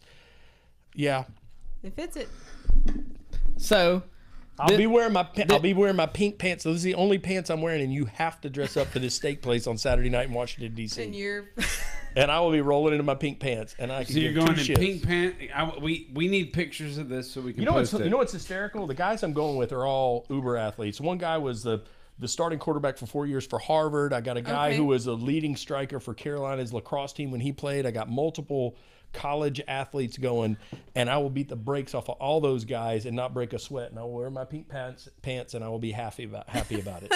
Okay, they might beat me. Got a point. Weightlifting. Okay, let's go back to this. Okay, I don't look athletic. I mean, do I? You remember one time we're at the gym. We're at the gym before one of the fights, and you were in one of your fucked up moods, and you were like, man. Brad and you don't ever lift weights. I bet you can't bench 200 pounds. And I was like, I'm looking at him like, why are you picking on me? And you're like, man, you call Pacheco, ask him what it did. Okay? Because all you guys walk out and go around and go do weigh-ins and go, Pacheco, come here, spot me. So we put 140, 135. We put 45 on each side. And I did it a few times. I was like, man. So then I did 225. And I did 235, 285. I hadn't lifted weights since college. Like 325 pounds. And I look at him. He goes, man, you can do 350. I was like, I think I can, but my back's getting tight. I'm done. But it was over 300 pounds, and I was like, okay. You got it. You know why? Because I got guys like Bread crawling all over the top of me, and I constantly have to push them off. Oh, my God. Push them off. You're worse than Nick. Don't start that shit. I'm take it as a compliment. Kind and loving, gentle black belt. I'm light. You're a hugger. I like that. Look at that. You and Piper. Is that kind and loving? I don't think so. So when you're rolling with him and he's making sounds like you're in a rodeo, Or he's singing Rocky Top as he squeezes the blood out of your brain into your ear. Or he's coming up with some nickname for you as your foot's going up by your face. Yeah, I'm pretty sure. I've been on. Now I will say this. Back before you guys got the kinder, gentler Bread, there were times when literally I remember one time specifically. I don't believe there's a kinder, gentler Bread. He submitted me so violently. I mean, not like a choke, but like a serious. I'm gonna rip your head off. Sure. And I have video of him actually choking me unconscious. Okay. Yeah. So I'm like, okay, so man, what's going on? What's going on? He's like, nothing. I go, seriously, what's going on? It's like a Wednesday. He's like, nothing. So we touch hands, we go through it again, and I was like, you can keep submitting me all you want. I go, but something's bothering you. He's like, I'm fine. I don't remember what the deal was. I had done something. That's him. I'd done something. You were pissed about it, and you decided that it would be better off instead of saying something and dealing it from an adult to adult standpoint. There's literally a look and that you can see. I kept coming back. You kept submitting me. I kept coming back. Yep. Before you walk on the mat, there's a look. And you know. Oh, yeah. You know you fucked up. You know. Now, I will say this. I matured because a few years later, I got my torn labrum. We're getting ready for Brian Edwards. I walk in. You ask me like one question. I'm in my gi. I'm standing Matt's side. And I said, that's a good question. I'm going to go get some water. And I went and changed, got back in my business clothes, and went back to work. And I'm walking out. You're like, what are you doing, dude? I thought you were training. And I just like, I got something. And I just kept walking. I was like, I am not getting hurt today. Okay, so listen. Hold on, man. We got to get this last damn question. Last one. What is the most... This is the giveaway of who this is. Mm-hmm. What is the most unique fight name ever? Oh, Lord. This is the same person that asked about the color. What's your favorite color? He wants to know what is the most unique fight name ever. What was my favorite color? You said we agreed on blue. You said blue. Pink. And then we went I said to pink. Okay. So he wants to know what you think is the most unique fight name ever. The most unique fight nickname? Fight name, nickname, fight I name? guess. It just says You fight know, name. like Kevin Frant, Master of Cool, Ricky the Sniper Rainey. Give me three. Who are three that come to mind? No. It's gotta be you. You don't understand. I'm gonna have to use my GPS to get home from here. Okay. You think I'm kidding? I've been here for 20-something years. Curtis Safety First Cloward's pretty cool. Okay. All right. The Vanilla Gorilla, Nick Smith, was pretty cool. Yeah. Ad Bad Yeah. was unique. That's pretty awesome. Ad Bad was pretty fucking unique. And you know what's crazy about that? Yeah. That was the nickname that I didn't give him that nickname. Like, this dude's crazy. Like, have you ever met Adam? No. Nick's met Adam. Nick's had the unpleasant. Unpleasant. Oh, it can be unpleasant, especially. It's very. I don't think it would be unpleasant. It's very unpleasant. Like, if you don't know how to, if you don't know how to deal with him, especially on the mat, it can be very unpleasant. I would just stare awkwardly. He is a fucking. I would stare awkwardly and like point at my belt and be like, I can't. I'm sorry. He don't care. He doesn't care. He doesn't care. It's okay. Yeah. He can't Ask Nicole. Like, he used to beat Nicole like she was a drum. And that look right there. Dude. Yeah. Dude. Adam motherfucking Ad Bad D-Heart, dude. You know, we had to sneak him onto he was the main event at our first Air Force Base And we had show. to sneak him on. And he showed up without an ID. Oh. I think you guys put him in a damn trunk. Yes. He snuck him in base on Apparently on you base in didn't the get trunk. randomly searched at the gate. Nope. Good. No. That was. That would have been awkward. I don't know. So, Before most 9/11. unique fight name ever. I'm going to go ahead and tell you who asked these questions, because he did ask some more. Well, he also wanted to know what's a dream matchup, active or retired, local MMA fighters at any weight. Example, 135 versus 215. So like Pride or Grant. Like I can't Pride believe Grand you don't know Prix. who. I can't believe you don't know who is asking these questions yet. And I may have to just remind everybody that we are approaching 4 minutes of remaining time left. All right. You know what? I would love to see Jeremy Holm versus anybody that's willing to face him, because he was so damn dominant. He had a gas tank for a big man. Mm-hmm. It wasn't that he had a great skill set, but he was tough as nails and he had a gas tank. And I think his last fight was against Stipe Miocic, yeah. Yep. We went up to he Ohio lost, and he got didn't he wake up saying, "Give me a rematch. I think I can figure this one out"? Yes, he did. Yeah, he did. Yeah. He also was writing his name backwards. Yeah. He was concussed as fuck. His worst brain concussion was ever. not His brain working. was correctly. You know, El Dingo Loco is one of the crazy nicknames. It doesn't make any sense. That's funny as fuck, because that's who's asking these questions. Joey Is that Carroll. right? Yeah. Is that right? Joey Carroll. You know what? Let me tell you something. El Dingo Loco. I love me some Joey Carroll. Okay, he tends to do stuff. He says yes to everything. Everything. That's another one that will fight anybody. He is a dream of a fighter for that reason. Yes. The frustrating thing is when he's on, he's dangerous. Yes. Mm-hmm. Okay, he beat people he had no business being matched up against. He beat me and Keith Richardson. Those were back-to-back fights. And those was back-to-back. He beat me and Keith. No, it was you, and then it was Matt Covan, and then he beat Keith. he beat me, then Matt Covan, then Keith. Yeah. And I will tell you this. There was nobody in the city of Charlotte or the state of North Carolina No. that would have bet that he would have won either of those three fights. So he beat you. It was like August of 2008. Mm-hmm. I'm there with Tom Bakley. We're scouting for our first card. We're like, we're going to do this shit. We're doing it. We're doing it. Mm-hmm. Okay. And I still have the yellow sheet of paper. Mm-hmm. You remember that fight card was on a yellow sheet of paper? There were like 24 fights on the sheet of paper. Yep. And I remember you're walking out. There's a whole bunch of Team Husky dudes all wearing red T-shirts. Yep. And I'm like, look at that dude. He's freaking jacked. Okay. I don't know what weight it was. 155? 155, yeah. 155, and you had about 400 pounds of muscle on that 155-pound frame. Okay. And I'm like, this guy looks angry. Mm-hmm. He has got 1,000,000 pounds of muscle. And then out walks Joey Carroll, who looked like he just got let off the back of a plumbing truck. Okay, he's covered in tats. He's got no muscle. He's got no muscle. Chewed bubblegum. He's got no muscle, and he's walking out. Now, mind you, there was a highlight video before that where I hope this doesn't hurt your feelings, but they're going back and forth interviewing the two of you guys, and they interview you first, and it's like, man, I fucking hate that Joey Carroll. I'm gonna bust his ass. I don't like his brother. A bunch of rednecks. I'm gonna fucking kill him. And then they go to Joey, and Joey's like, man, you know, I hope Michael Allen is training hard because I want to face the best Michael Allen there is. And they go back to Brett, and he's like, man, I hate that guy. He's awful. He's this. He's that. And so I'm looking. I'm like, man, this is such a bad matchup. So we're watching the fights, and we're like, this is about to be a murder. I remember looking at Scott Thompson, one of my partners, and Tom Bakley. I was like, this is gonna be a murder. Yeah. This is gonna be a freaking murder. And so out walks this line of green hoodies. This Joey, the SMA guys with Roger, and there's Chuck Liddell. I'm like, these guys are clowns, right?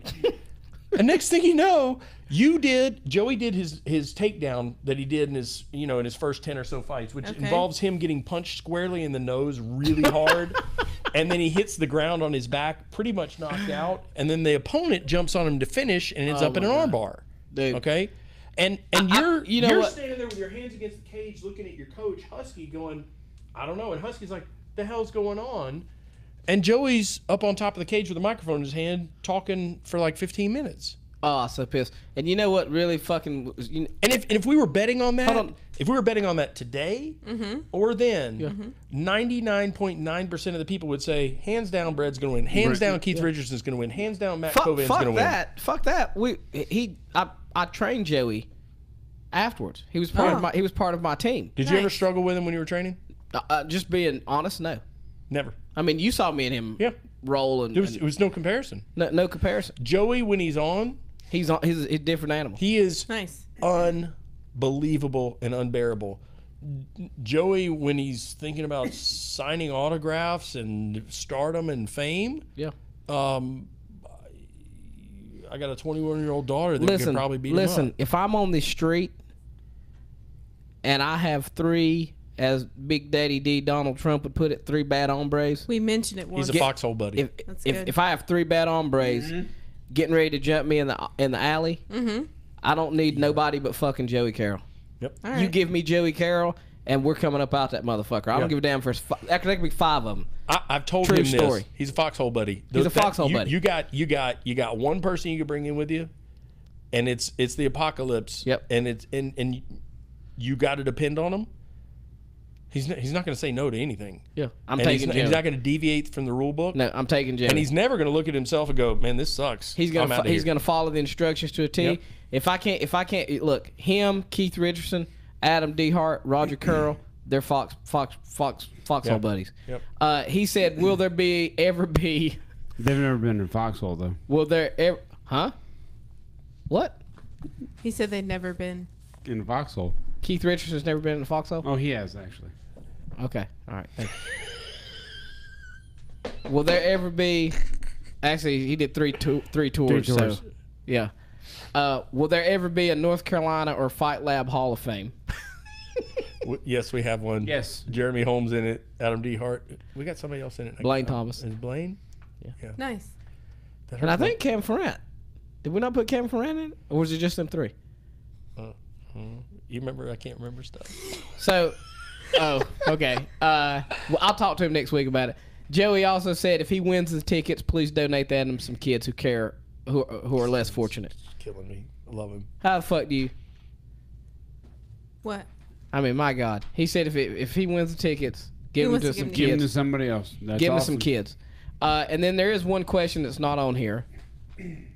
Regina Palumbo Allen. I had one from her, yeah. Did say, how can you, with a straight face, and how did she word this? How can you, with a straight face, not see? I mean, I forget. How do you call yourself a man, not seeing the daughter of the man that you was his best man at his wedding? That you have yet to see the daughter. You have yet to see my youngest daughter, and you was the best man at my wedding. There was a time where I thought you would hurt me. what the fuck is it with all you guys in this hurt shit? You guys keep telling these lies. Like nobody's gonna hurt. There was a time when we were a little bit frustrated with each other. There you go. Truth. But I've never threatened to hurt you. Really? Never. I will say this. We had one of our Coyote Joe shows.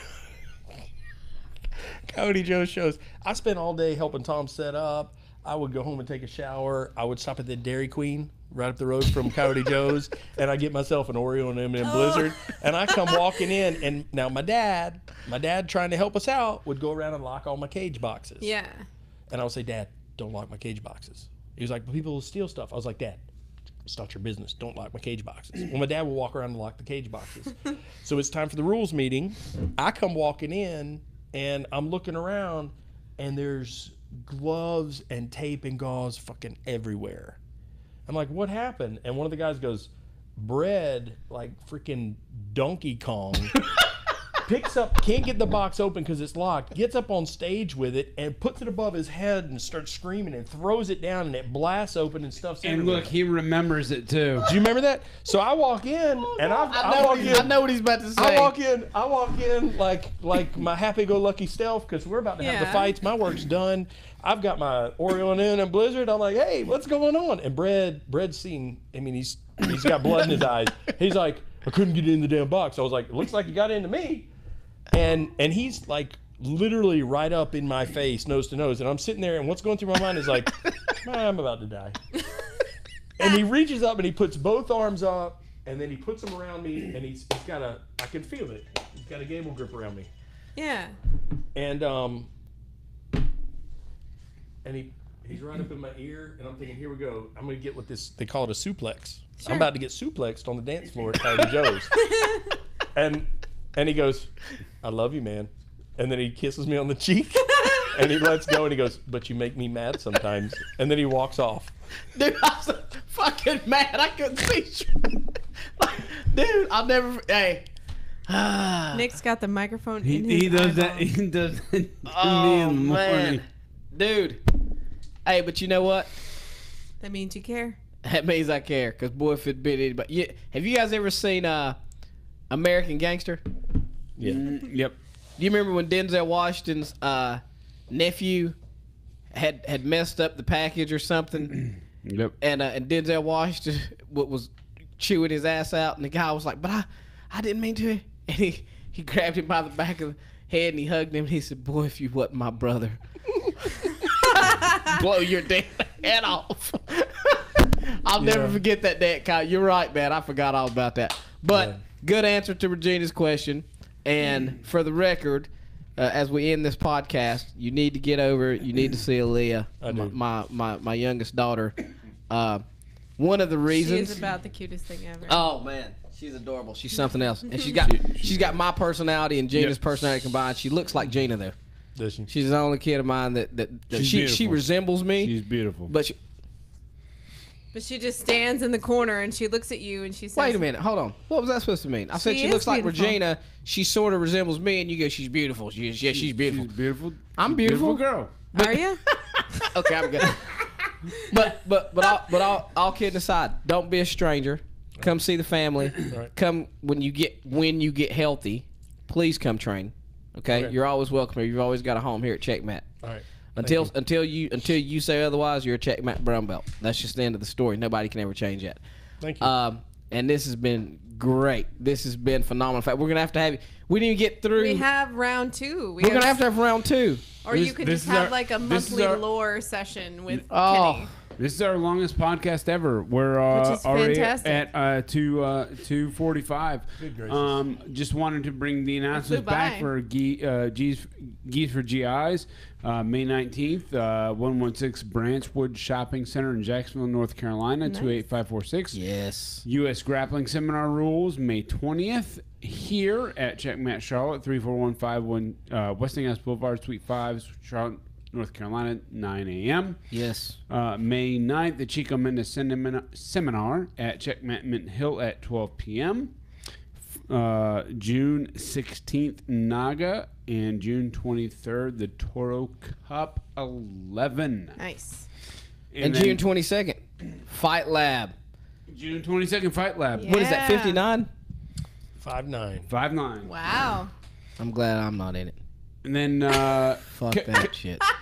Coming up here for Memorial Day, we do have the Memorial Day Murph. We do support the Red Circle Foundation for all special operations families.